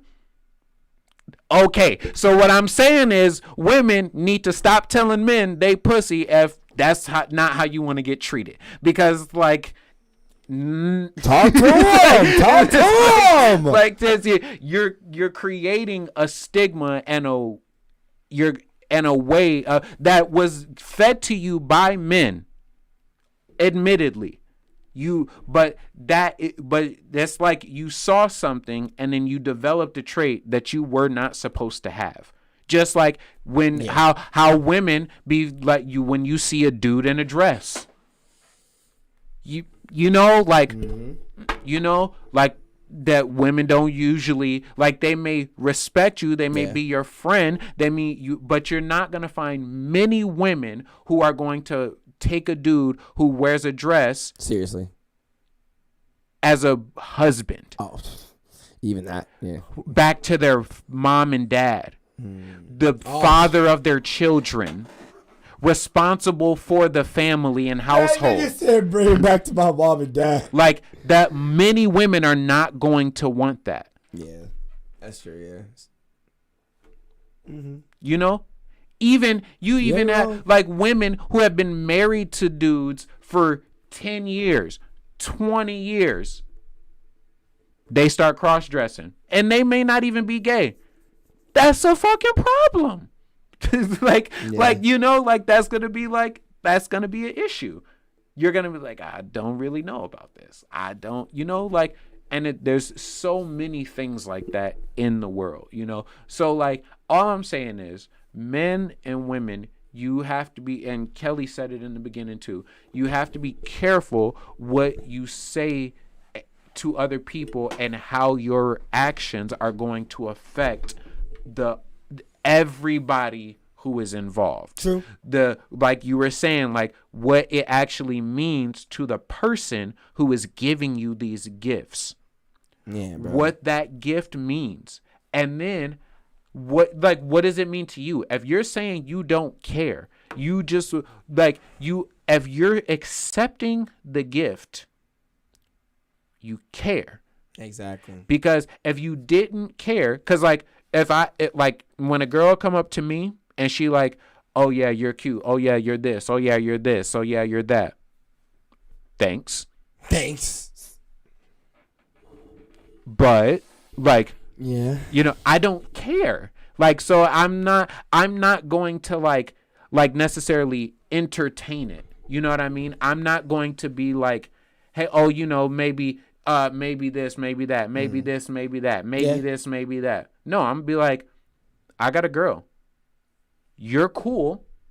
That's fine. That's fine. You're attractive and everything. Yeah, I appreciate the compliment because you are an attractive person. So for you to come up to me and tell me I'm attractive, that's a boost to my ego. I can't lie. You know what I'm saying? I'm feeling that. That too. You know, but I'm in a relationship and I really don't have no time to be entertaining nobody else. Not at all. So like there's no reason for you to ever talk to me in a romantic way. At all. You know what I mean?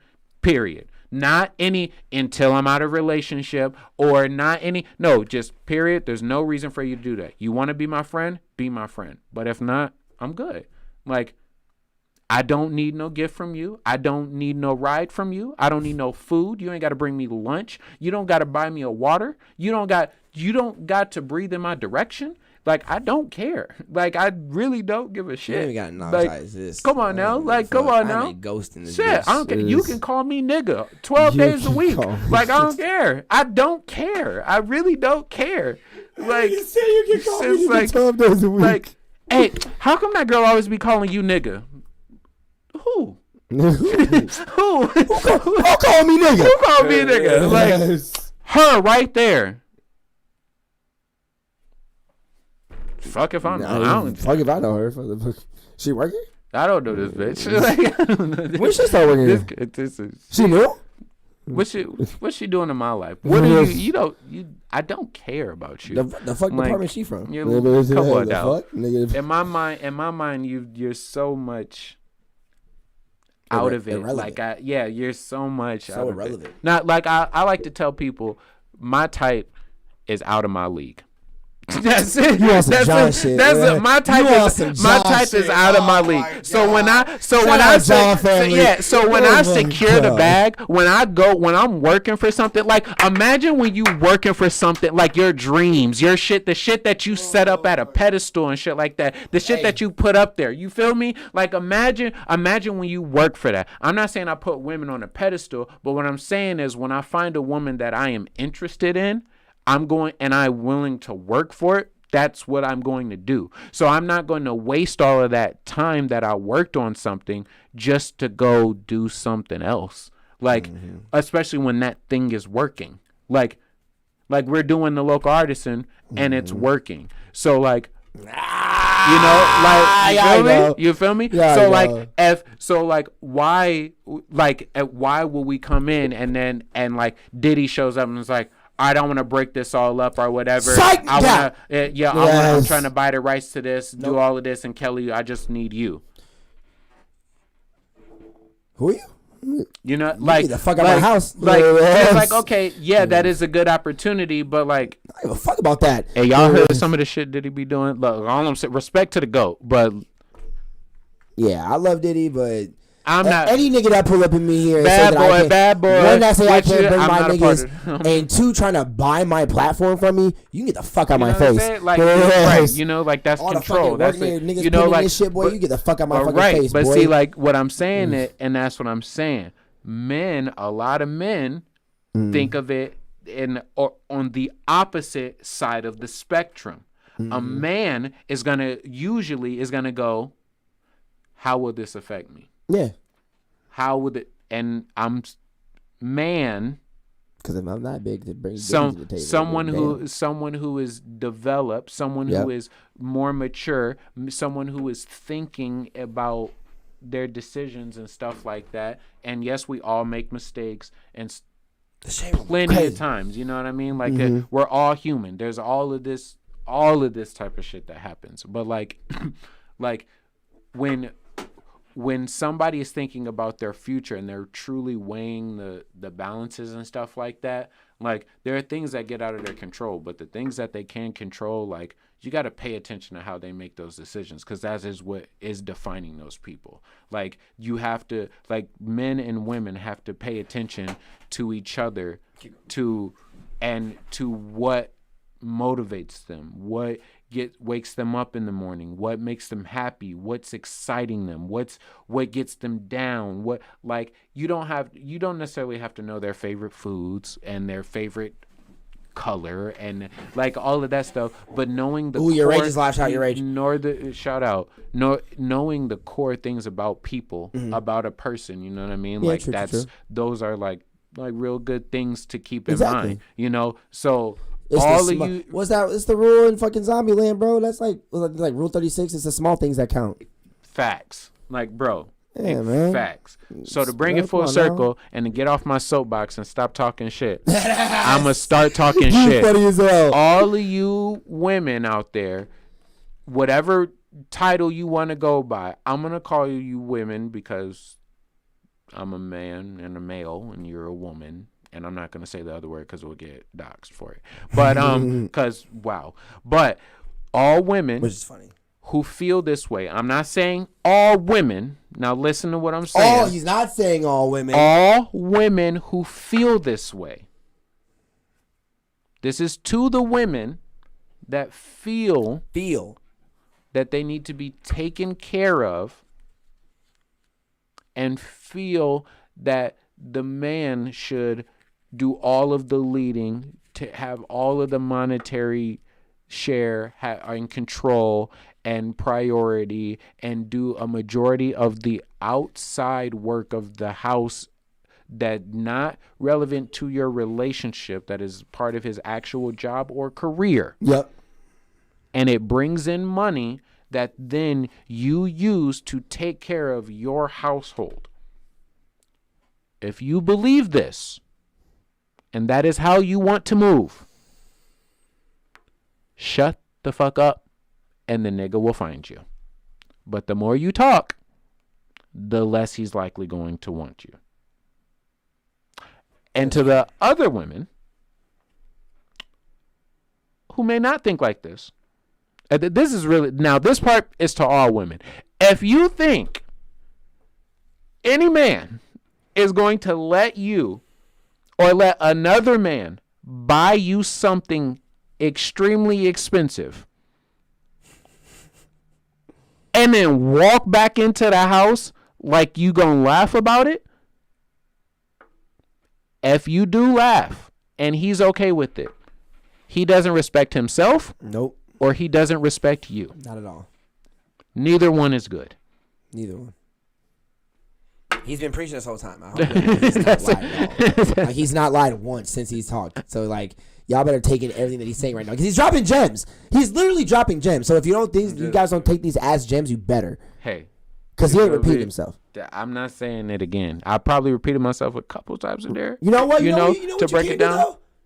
Watch the video back. Give us okay, rewind it back. Rewind it back. Let me know. Let me know if I did fuck up. Pull it out. All right. You know what I'm saying? And I'm okay. 10 tones down in this bitch. All right. Let's go. Let's go. I'll debate you. Okay. Ask anybody I know.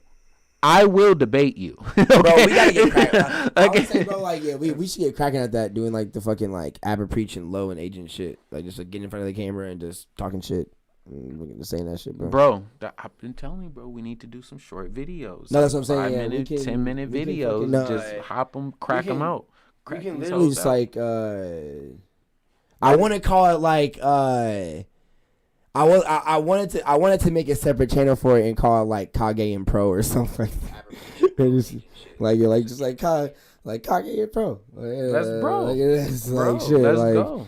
All right, shit. Then like that because I want to like put it on. I want to like just like scoot this up a little bit and then do it in front of this wall. We just be careful, y'all. Y'all might have some new content coming on Tuesdays, bro. Oof. Okay, oof, or Thursdays. Oof. You know, I mean, because we hear. But we can do it Tuesdays. Either way, I'm just saying we hear Monday, we hear Wednesday, and we hear Friday. You know, then we throw in the pay to play every once in a while. Mm-hmm. So then, I mean, you know, you might start getting stuff on Monday, Tuesday, Wednesday, Thursday, Friday, Saturday, Monday. Yeah, because I'm definitely gonna start hashing out more of these interviews and shit like that, which is mainly what the fuck I made this platform for. Because I've been lacking and shit. Because I've mainly been trying to keep up with keeping the social medias cracking and keeping them up and keeping them steady and shit like that. I didn't even see Gerald. Yeah, I saw. I forgot about that earlier. So like when it comes to that, I definitely will. But I'm going to stop recording them. I mean, I'm going to stop live streaming my interviews, and I'm going to start uploading them more. So that way I can start like having more of a, basically like No Jumper is just inspiring the fuck out of me to have more of a interview rollout when it comes to like obviously me being like the main host of the Local Artisan and me bringing most of these local artists on here and shit like that. I just been lacking on my job, so I'm definitely gonna have more coming out to y'all like that and shit. We're definitely gonna be having more fucking content. I'm gonna end up making I'll make the page tonight. I need to get a green screen so we can take green screen pictures. Because I've been lacking on that. Because that like since I've been seeing that's how like there's like big ass costs. Yeah, we're cheap. Fucking that's how Adam be making the thumbnails to the fucking interviews. Well, not the interviews. The for AD's podcast and the No Jumper show, like the other podcast on top of the podcast platform already it's on. That's funny. That got like 3 podcasts on there. He just has everybody post it before the green screen, so just takes a picture, and then Josh just puts them in the thumbnail. And like, I want to start doing shit like that because it just makes shit look smoother, makes it look more cool and shit like that. I need to start making more thumbnails that grab people's eye more and shit like that instead of just clipping the fucking fucking taking a clip from the video. I feel yo. 90% of y'all new YouTubers out there be doing the same shit. Okay, so that is true. You know, that is true. Most of these, most of these podcasts and stuff like that don't have any like fresh thumbnails or anything like that. They just use a clip, either a clip from their video or their own logo. They wait until a crazy part of the video comes on. Especially if they got a green screen behind them, and they'll be like. And then like they take a screenshot of it and then just add some like text and that'll be it. Right. Like that should be funny as fuck. Or like make themselves big just like the person in the video and shit. Like just like And look, if y'all got a problem with that, Shut up. Y'all keep my fucking ass. I don't even fucking care. I don't give a fuck, boy. Fuck out my fucking face. You're not making the content, okay? Fuck, Go boy. make your own content and make your own fresh thumbnails. All Thank right, you, there you please. now you be Hey, good. they fresh, send it to me. Be the change in the world that you want to see. Exactly. Okay? God damn, we here to inspire. What did Kobe say? Damn. What did Kobe say? You gotta be the beast. And Okay, you gotta- okay. You may be great. You may have had success. Tell him. Okay? Tell him. You may have even been at the top of your game. But let me ask you a question. In the words of the late and great Kobe Bryant, rest in peace, because he was the GOAT. Rest in peace. Rest in peace. All right? My favorite player. But we need to know, are you a different beast and the same animal? Mm-hmm. Because that's really all that matters. That really is. So you got to do or you got to die. But you got to make up your mind. All right? We also rapping in here. And poet. Fuck it. Bro, that's how we do it. That's how we do it. So let's go.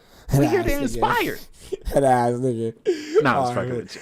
All right, shit. So we get into one of the couple of last topics here. Niggas got shit to do and shit like that. So what happened? All right. So what else? What else we got? So let me go back on the Instagram.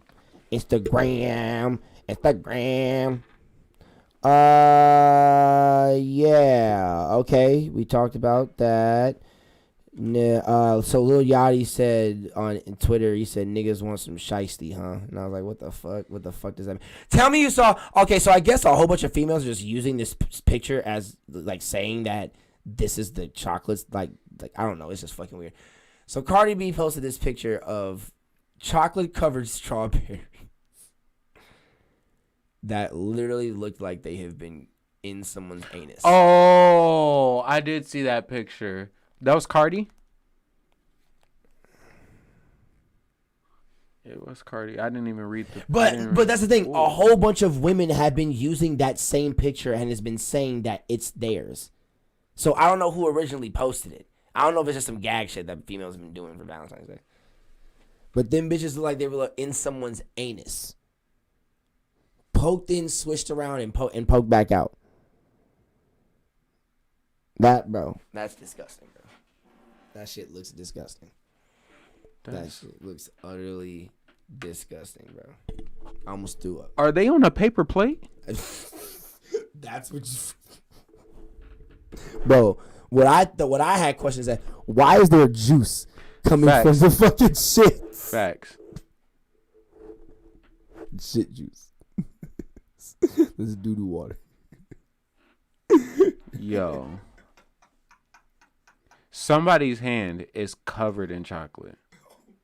Shit. Bro, literally, that looks like it was just like a little tub of fudge that was like room temperature. It wasn't really melted or nothing like that. And literally they took the strawberries in their fingers and literally just shoved it into the fudge and was like, all right. Nice. He said, all right. Hey, that bitch nice. Oh, my fucking... Yo. That nigga said, all right.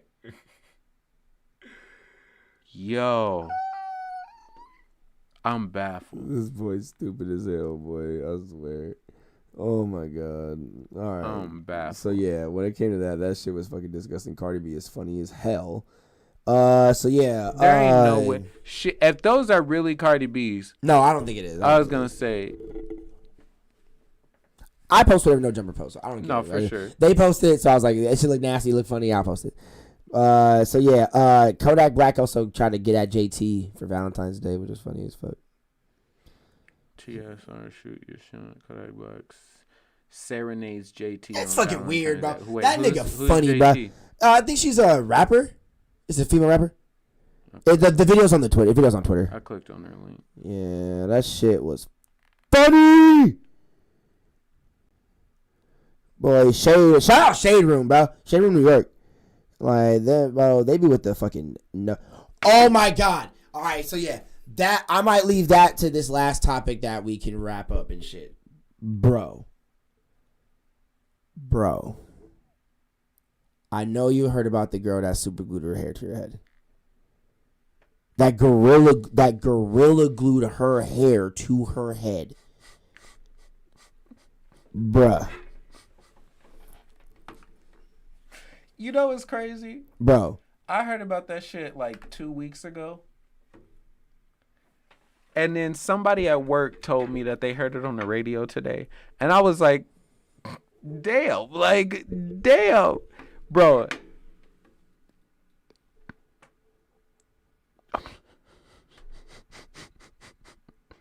Do you know how popping Gorilla Glue is right now? My nigga.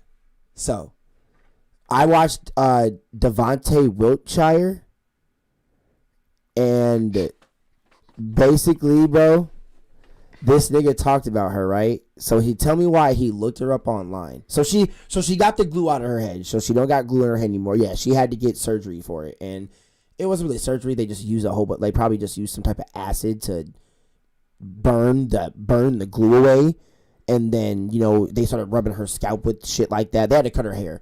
But I believe that. So, my nigga. She has merch out now. That's literally just her holding the glue bottle next to her head. Like, the video, from the video of her talking about it, is just a screenshot and her head cut out with the arm and the bottle right next to it. That's it. And I don't know how she got the fucking what are we gonna call it? The fucking when niggas gotta pay for fucking to use samples.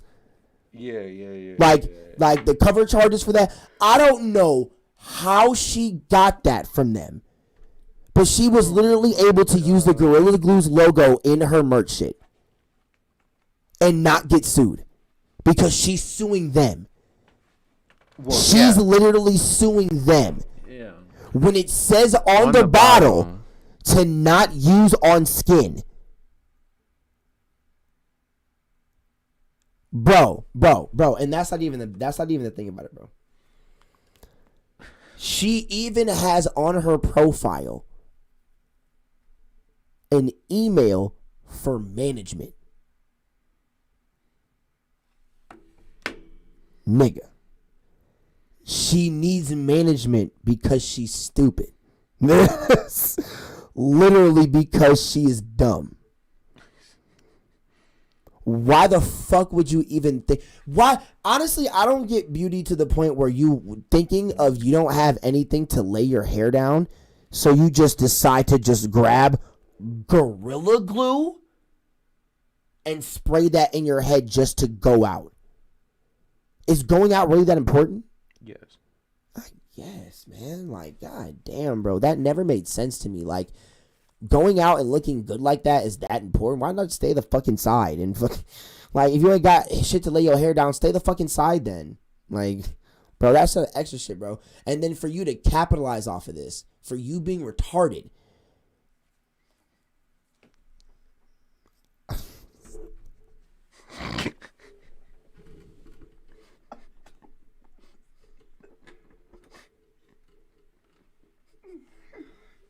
Bro, turn your phone off. Turn your phone off. Bro, that's too perfect. That's too perfect. I like that. Oh my god. Bro, there's literally a picture of Snoop Dogg's face on this girl's head, bro. What the fuck? But that's literally the merch. Literally, that screenshot from the video is the merch.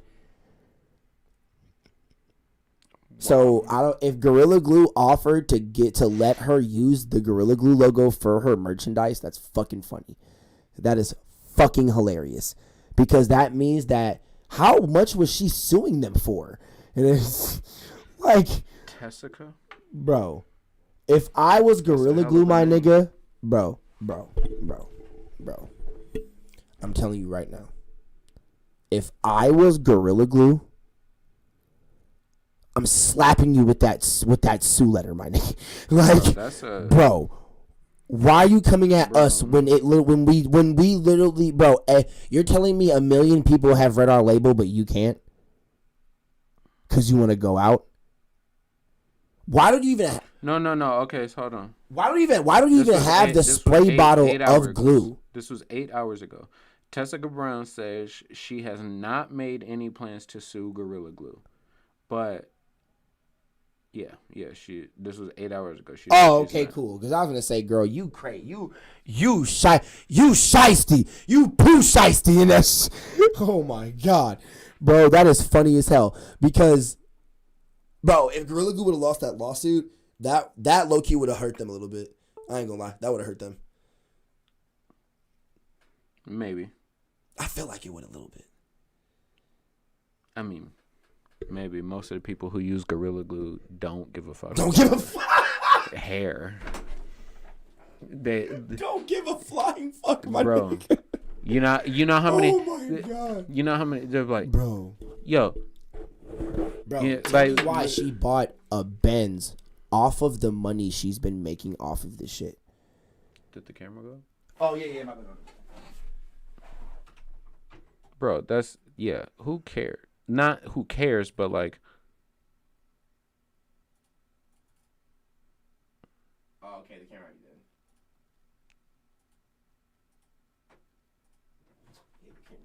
did. It doesn't. Talking in the chat. Yo, that guy on the right, I think I passed him through high school. I'm on the chat. JP Marcus.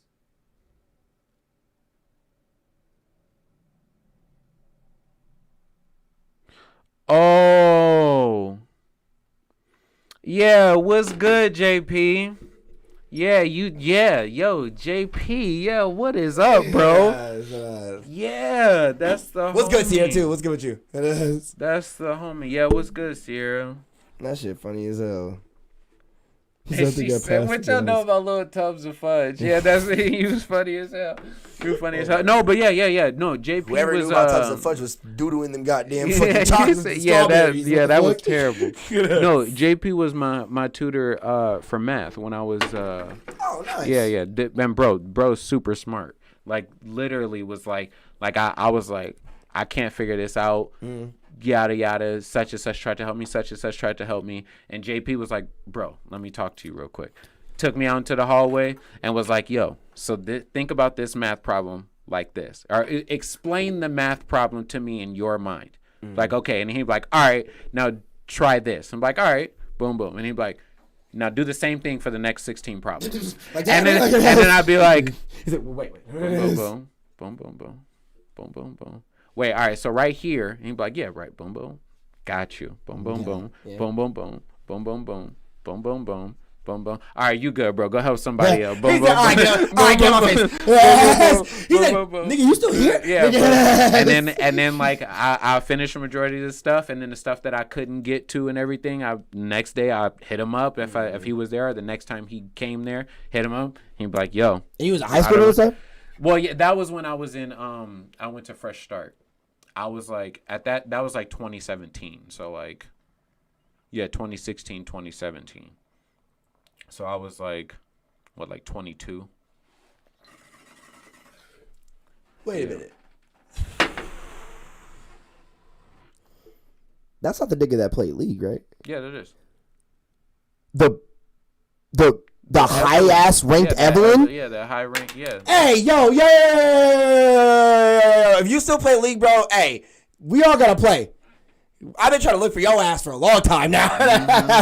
Yeah, he took us what to the fuck? He took us to the dance studio and he helped us rehearse our first dance that we did for the first lip sync battle that we did.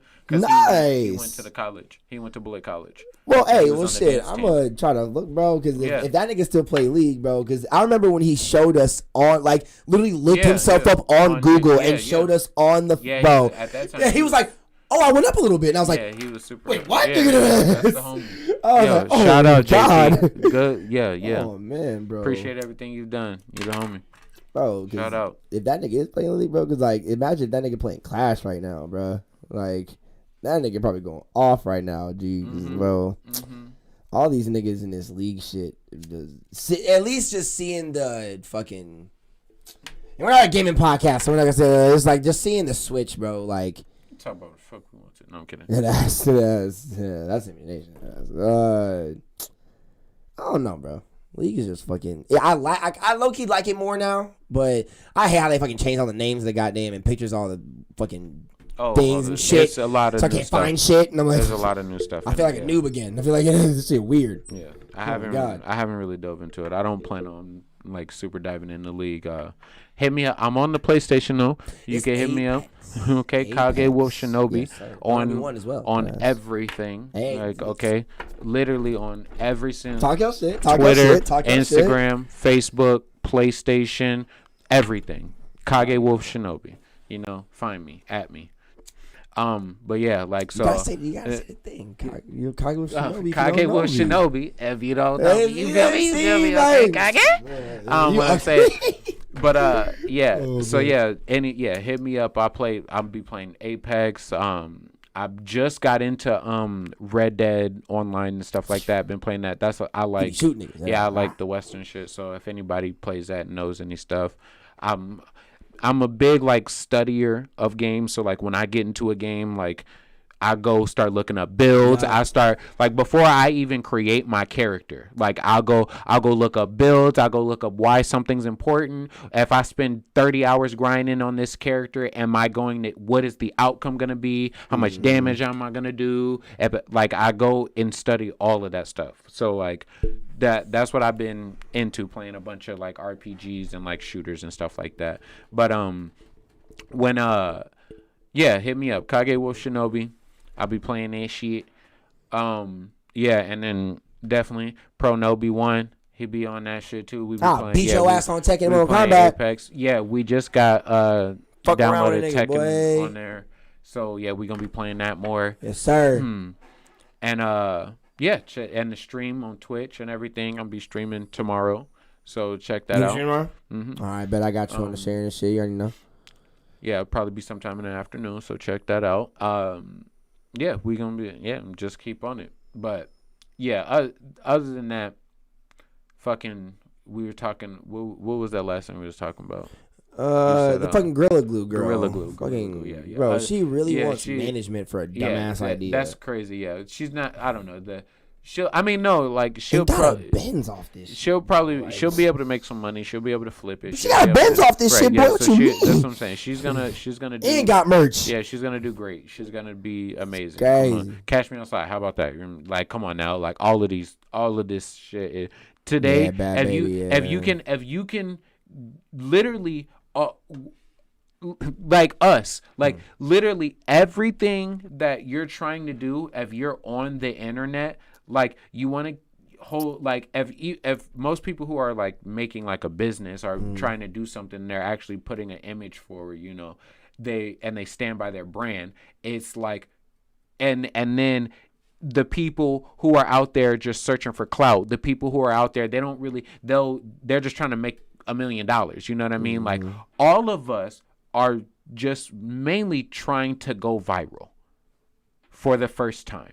Because once you go viral, you can kind of like hold on to the clout as long as you stay consistent. Because like you get 1 million people watching you, like a lot. Because a lot of the problem is like most people just don't have enough people aware of them, and that is the whole point of sharing your shit on Facebook, sharing it in different chats, sharing it so 100 people see it and 2 people stay. You know, like that's the whole point. So if you get 1 million people watching, and then especially if you can bring it up off a tragedy, because like a lot of people thought that shit was funny, but I would literally, the moment I saw that, I was like, she's going to have to pour something in her head that is going to ruin her scalp.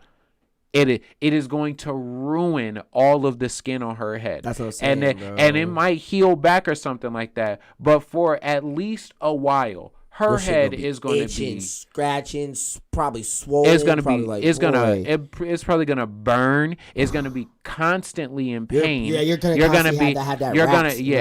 It's going to be fucked. That shit is going to You better fuck with the dashiki. Yeah, you black queen, stand up. The fuck? Like, but that's going to be that. People don't use household products.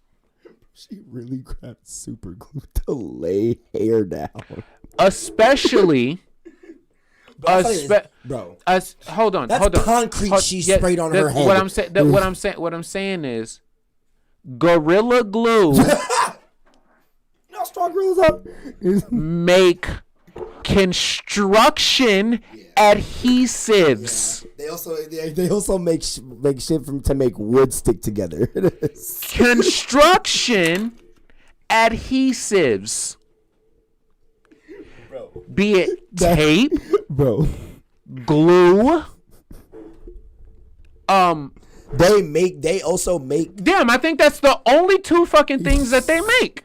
Like, if they make like concrete slabbing, bro, like shit to make like liquid concrete or something like that. Yes. That's no. What I'm saying is that's pretty much what Gorilla Glue already is. Like, there are low grade stuff, right? There's low grade stuff that you can use on things and stuff like that. But what I'm saying is, if you buy Gorilla Glue as a regular person, it is probably the strongest adhesive in your house by a long shot. I even have Gorilla Tape, and that shit hurts when I say it to my fingers. The strongest. Yeah, bro. That shit sticks to fucking brick. It's originally a wood glue. Exactly. It's a straight up wood glue that a company made for construction. Bro. Niggas is dumb, bro. And that was the low shit. You know, like when you smoked your first blunt and you was like, damn, I'm high. And then 10 years later, you was like, yeah, I wasn't really high that first time. That's what Gorilla Glue is like now. That's exactly what Gorilla Glue is like. The low grade shit is like, yeah, that shit's sticky. But that high grade shit it could literally hold up a house. Bro, like duct tape, bro. Like imagine like even the low grade shit can hold up a house. Bro, it's funny, bro, because like I be seeing people use duct tape and I use duct tape to hold up shit, bro. And then when I switched to go into Gorilla Glue, bro. Right. Oh, that shit. That shit sticking, my nigga. Take duct tape. You think a duck will hold something better than a gorilla, my nigga? Yes. Take duct tape. If you want to test this, okay? Rapping niggas some Gorilla Glue. I want you to try this. You can try this at home. It won't hurt anybody, right? You don't. It may cost a couple dollars though, okay? I want you to take some duct tape and some Gorilla Tape. Go to a local store, any fucking Walmart. You might be able to even find it at Woodman's. Any local store. Go there and get Gorilla duct tape from the Gorilla Glue company. Get their duct tape, and then get regular duct tape. That's right? Thick shit, boy.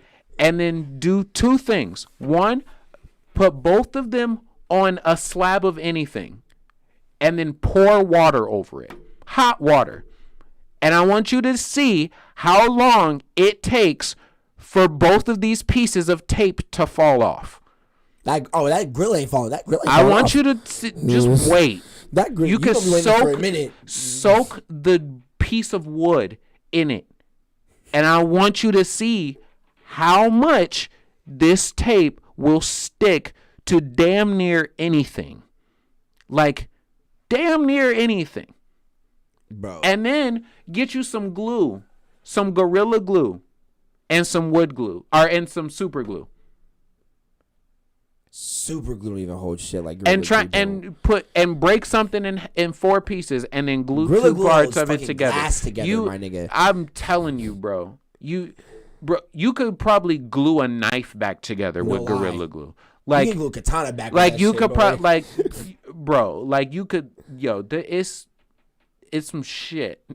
Like, bro, that's what I'm saying, bro. Don't use construction adhesives for normal things. Bro, for normal everyday things fucking on Gorilla your tape person. Is, bro. If you want to see how strong that shit is, bro, more than fucking duct tape, put both of them bitches on your arm.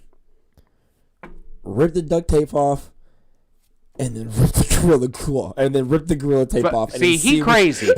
He crazy. And then see which one go hurt more. He crazy. That shit's wax, my nigga. He's crazy. You are going to rip your skin off Do not do that.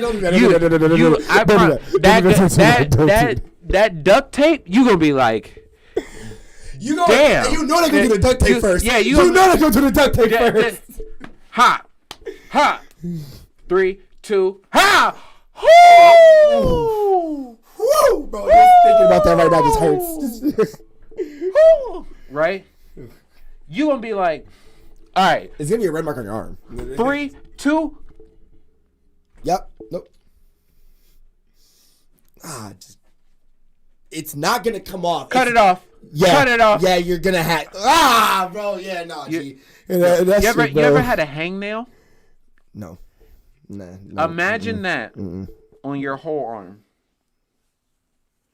That's you remember what it would Indian be like. rope burns, bro? That fucking older brothers used to give to niggas, bro. It's like that shit. That shit but is the like shit don't. that, It's like the nigga don't let go of your arm, and once you start tugging, he just keeps doing it. It's that on weed, on crack, on DMT. Ooh. Like it's like you see, bro. You will most likely. I'm willing to bet it at a 75% chance you will tear off some of your skin. If you cut if you cut a circle out of one slab of one strip of Gorilla Tape, right, and just set that bitch on your chest and let that bitch sit for like an hour, that ain't coming off. That ain't coming off when you're crazy. That ain't coming off when you pulling that bitch, bro. That's a tattoo now. You know how many things you could fuck up with Gorilla Glue? Oh my fucking God, bro. Nigga. Bro. I almost Gorilla Glued my fingers together one time. Wrong answer. I don't fuck with adhesives. I don't fuck with them bitches. I only fuck with it for glass. Bro. Anytime they'd be like, use this, I'm getting gloves. I don't fuck with adhesives, bro. That's some. Nope. Not even. Bro, I've had a hook jabbed in my eyebrow. That's crazy. See, that didn't even hurt as bad as me trying to rip super glue off my fingers. Think about you know scary. Think about if you fell into a pool with a shark. I thought you meant a pool of Gorilla Glue, bro. Right. Now think about if you fell into a pool with a shark, right? Say the shark bites you. All right, cool. Mm-hmm. Poke it in the eye, whatever. You climb out the pool. You still could probably live, right? If you fell into a puddle of Gorilla Glue. Oh, no, yeah, that's a trap. That is a trap. Even if you got out. That's concrete. That's a bowl of concrete. You're probably about what I said. You're going to lose something. 70 to 80%. If you fell on your back. Oh, gee. Right? G. That'll hurt. G. You can't get up. That'll hurt. Now, no, if you might be able to get up before you. No. If you fall on your back, if it's fresh glue and you fall on your back, you will be able to get up. On you, though. Yes, but it's gonna be stuck on you. If it's still wet, you'll be able to get up. But if you fall on your face, oh yeah, I'm done. An eyeball might come out. Damn near. If it gets on your nose. Oh no, you're dead. That's super gluing your face closed. Now that's super gluing all your. Unless you have help. Oh no, you're dead, bro. You're dead. Somebody. If you super glue both of your nostrils and your mouth closed. Well, you could poke a hole in it. You gonna have to jab that nigga. You might fuck up his nose, nigga. You might give him a piercing, my nigga. You could do. You might give a nigga his first nose piercing, my nigga. You gonna have to jab that shit in there and get something sharp. I don't fuck with adhesives. Nah, bro. I don't fuck with adhesives. Bro, that's the ultimate torture to me, bro. Because you know how when the whole thing sticking your tongue on super cold metal. I've low-key done that before, and that scared me before. I've heard of people doing that, laying on ice on their backs, and then when they get up, their skin is literally it's off their back. Yeah, and it's stuck to the ice. Yes, that's yes, my God, bro. Because they got up too fast. Yes, and they didn't have any water poured on them. Oh God, that's insane. Well, okay. Did you? Okay. So, did you ever watch that video with Kai when he taped Punga to the wall? I think I seen the thumbnail. I don't think I ever watched the video. Bro, it's funny because you could kind of see like he could get out kind of the whole time if he just like if it's duct tape, yeah. Nigga, if that nigga would have gorilla glued him to the wall, my nigga.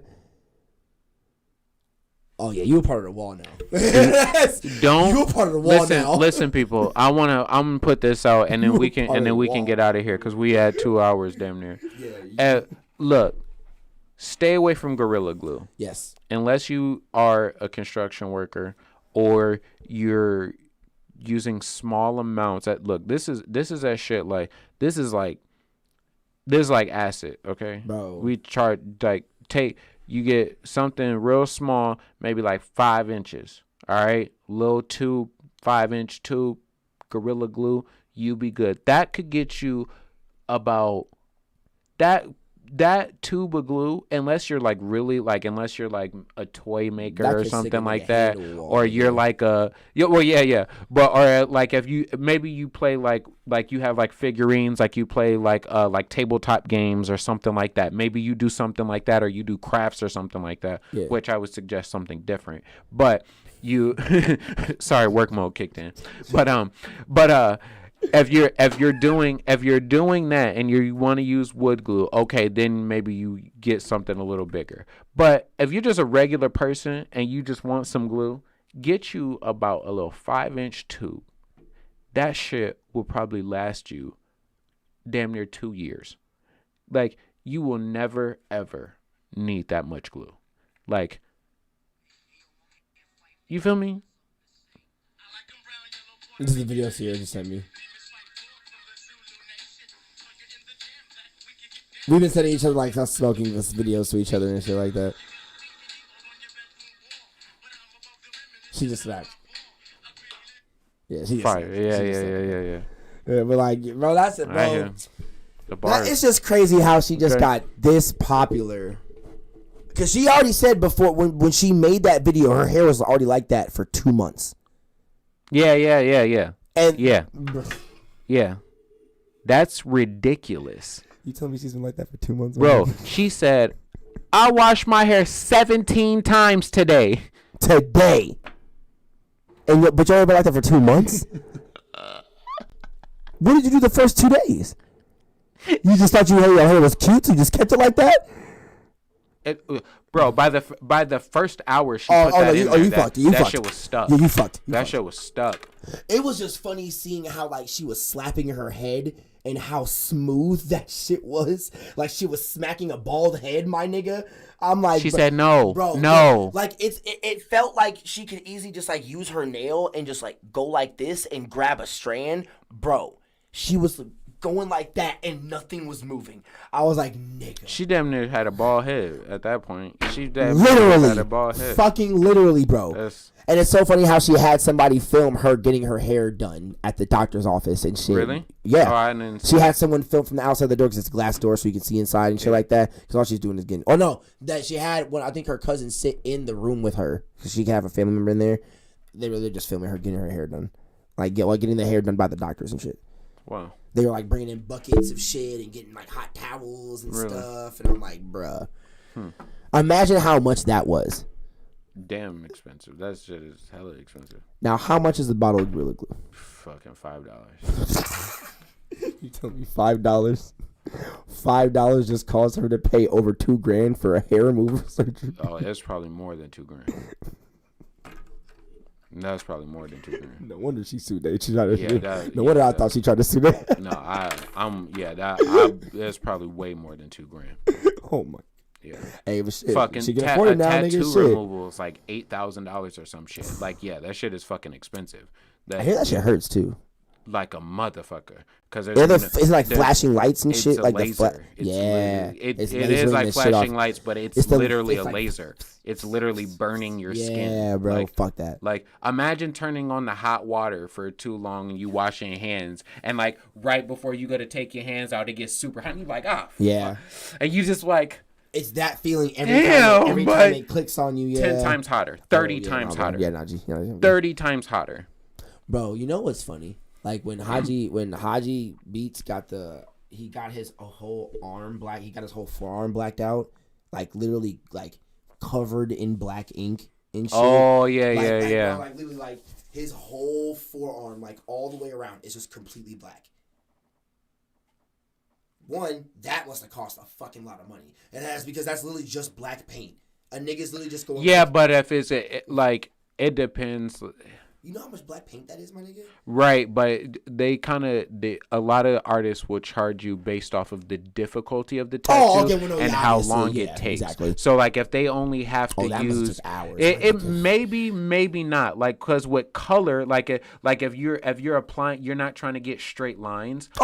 You're just applying color. Like most of the time, they say we can knock this out. Like when I got color in my shit, like it was just super quick. You know what I mean? But it just took a while because it was repetitive because it's just literally so like if they literally he could probably do like he probably could do the whole thing. Like if it's just like, even if it was just like this, like from here forward and all of this was black, you probably could do that in probably like an hour and a half. I don't think that'd be an hour. You probably and a half, like if bro. you especially because how like just imagine like how small that needle is and shit, and then every time you have to like you get like one small part of the black done, you have to wipe it, keep going a little bit, wipe it, keep going a little bit, wipe it, keep going a little bit, wipe it. Like that would be a long ass process, especially but yeah, completely black out the whole forearm. It's also about how well your skin absorbs the ink. So like you can cover more spots. Like even though it's a small area, it covers a lot of area in a small amount of time. Like it does. Like I just know from watching that. I've been watching that Ink Master show. Like we watched that. Me and Shelby was watching that shit a whole bunch. Like which I watching fucking like what? It's not L.A. Ink. Like what is it like? The shit that the black dude owns it. Not L.A. Ink. It's the other one. It's L.A. Ink is the white girl. Black Ink. Black Ink. Yeah. Yeah, but the only reason I don't like that because like too much drama, it is too much drama, and they don't focus on the tattoos at all. Like when I was it's watching mainly drama. They don't tattoo nobody. That's why I want to watch like I think it's L.A. Ink. It's the one the one with the white girl, the chick who founded it all. Yep. I like that one because something. Yeah. Steve-O's married to her. Yeah, I like that one because like when you watch that, it'll be like the show is like literally a customer comes in and then they're like, hey, I have this crazy design I want to work on. And then it's like the artist is talking and then they just go to the artist. You get to see the artist working with the customer. Then they go back, come up with a little drawing or something like that. And then while they're sitting drawing there, they pan over to one of the other artists. And then and then it goes into that artist. And that artist is in the confessional talking about. And it's like, oh, this is Tiffany. And she's like, yeah, I really am into like the new age type of stuff. And then they'll go to the little montage of her drawing her new art. And then picture. Oh, she did that shit. Like it's like, and they show like how dope an artist can be. And the same thing with Ink Master. Like the people who are in the competition, every challenge they're like, yo, here, this time we're focusing on this. This time it's new style. This time it's old school, American traditional, fucking color, fucking big eyes. That like everything is like you have to fucking work on paint this car. You have to show me how good your lines are and cut somebody's hair and put a design in it and like stuff like that. Like but then when they get to the tattooing, like you get to really see how like the ins and outs of somebody tattooing. They montage through it a lot, but like that's what I'm saying. Like when people get to a lot of times in the show, when people get to the color, they'd be like the lines is what takes the longest amount of time because they're trying to get the line straight, make sure the line is deep enough so then it's like, and they can get it in a certain amount of passes so they don't cut you, they don't cause extra lines to create so then that line is not as straight. Like that's what takes the longest. That's why like you can make getting your whole arm black, that could be expensive. That could be expensive. Like it could cost like $400, but somebody can come in and be like, I want to tattoo this big on my arm. but I want it to be a transmutation circle with my mom's name on the line and my little brother's name on the line, my city in the and my birthday, like and then like, all right, bro, that's $1,200. So I can do it, and I make that shit look phenomenal, but that's gonna be expensive as shit. Yeah, you know what I mean? Like, and then you want what in it? You want a color too? You want a background with a sunlight and the fucking river and the map that shows off that leads from your first state that you were born in to the other city that you grew up in to the state that you like. You know, like nigga, never mind. That shit's gonna be expensive. He got his whole arm completely blacked out. A full arm is ridiculous. That's cool. And the front of his chest. That's what I'm saying. Like that kind of shit. That's what I said. That's what I said. If it was just from your elbow forward, that would probably take like an hour to 2 hours, hour and a half, like 2 hours. Whoa.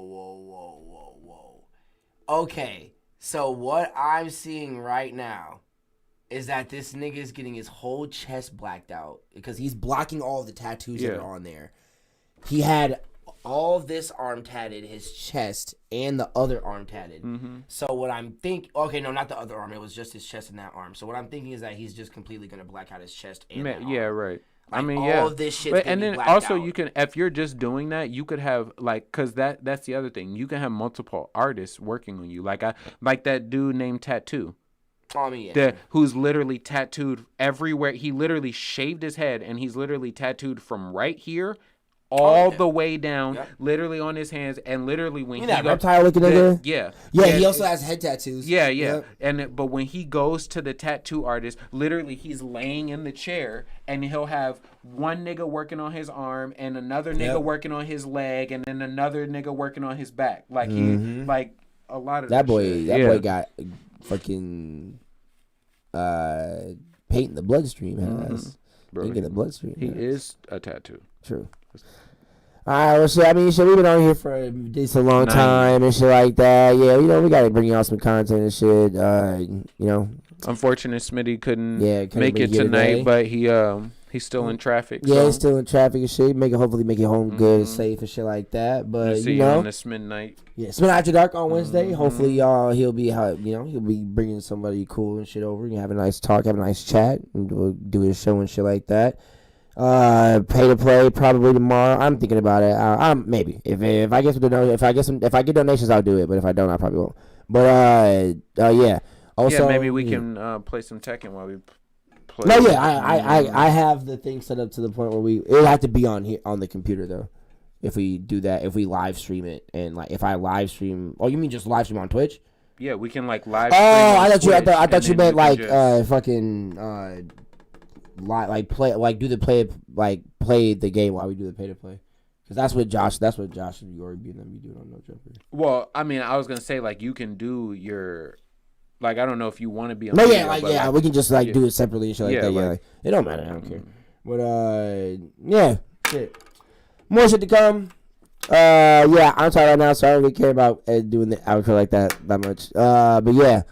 Shout out to everybody who tuned in. Yeah. Shout out to everybody who's going to tune in the future. Yeah. Shout out to all of the platforms that host us. What is it? Is it Google? You mean for the audio? Yeah. Audio Google Podcast, Apple Podcast, Pocket Podcast, Pocket, so Anchor, Spotify, YouTube. Shout out to all of y'all for messing with us, messing with us the long way. We messing with y'all the long way. Facts. Okay, so keep tuning in. We're going to keep creating content. And we're going to keep liking, sharing, posting your stuff, our stuff, and keeping y'all locked in, okay? Because this is the Local Artisan, all right? The best platform in the world. In the world. Best platform in the world. You gotta say it right, nigga. You don't say it right, yo. In the world and on earth. Okay? Same thing. Because no, it's not. I want you to know. Because I want you to know because earth is a pronoun. It's a pronoun. It is a thing. World is a noun. So when in a sentence, when you write the word world, you don't capitalize it because it's just a thing. Like a world that you come from, a world that you live in, a world amongst men, a world among exactly. except when you talk about a woman or a girl. No, when you talk about Earth. Earth is the name of something. So when we say the best podcast in the world, somebody can be like, "Oh, in y'all world, oh, well, yeah, nigga, we here. Oh, yeah, right? Nigga. Okay, yeah. In our world, it is the best podcast. No, hold on. Let me finish. In our world, it is the best podcast, right? In your world, it's the best podcast. In their world, it's the best podcast. Who we talk about? The Gorilla Glue hair. We have the best podcast in her world. Ask about it. Hey, she definitely you know what I'm saying? Tory Lanez ain't fucking with nobody else but us, okay? Best podcast in the world. Now, I want you to know how you know this is indisputable, because we also have the best podcast on Earth. So you can't argue that, because it's on Earth. You know what I mean? And we got the best podcast on Earth. We got the best platform on Earth. We do the best interviews on Earth. I don't want to hear nothing. Okay, you feel me? You feel what I'm saying? You feel what I'm saying? Because every world may not be an Earth, but I guarantee you every Earth is a world. Okay, you feel me? So when you fuck with us a long way, we fuck with y'all a long way. Tune in next time for a pay to play in Midnight After Dark and the next pod to keep it coming. So stay tuned. Peace. Yeah, peace out. I'll let y'all know about the next interview. I'll post about it. But yeah, peace out. Deuces. Love y'all.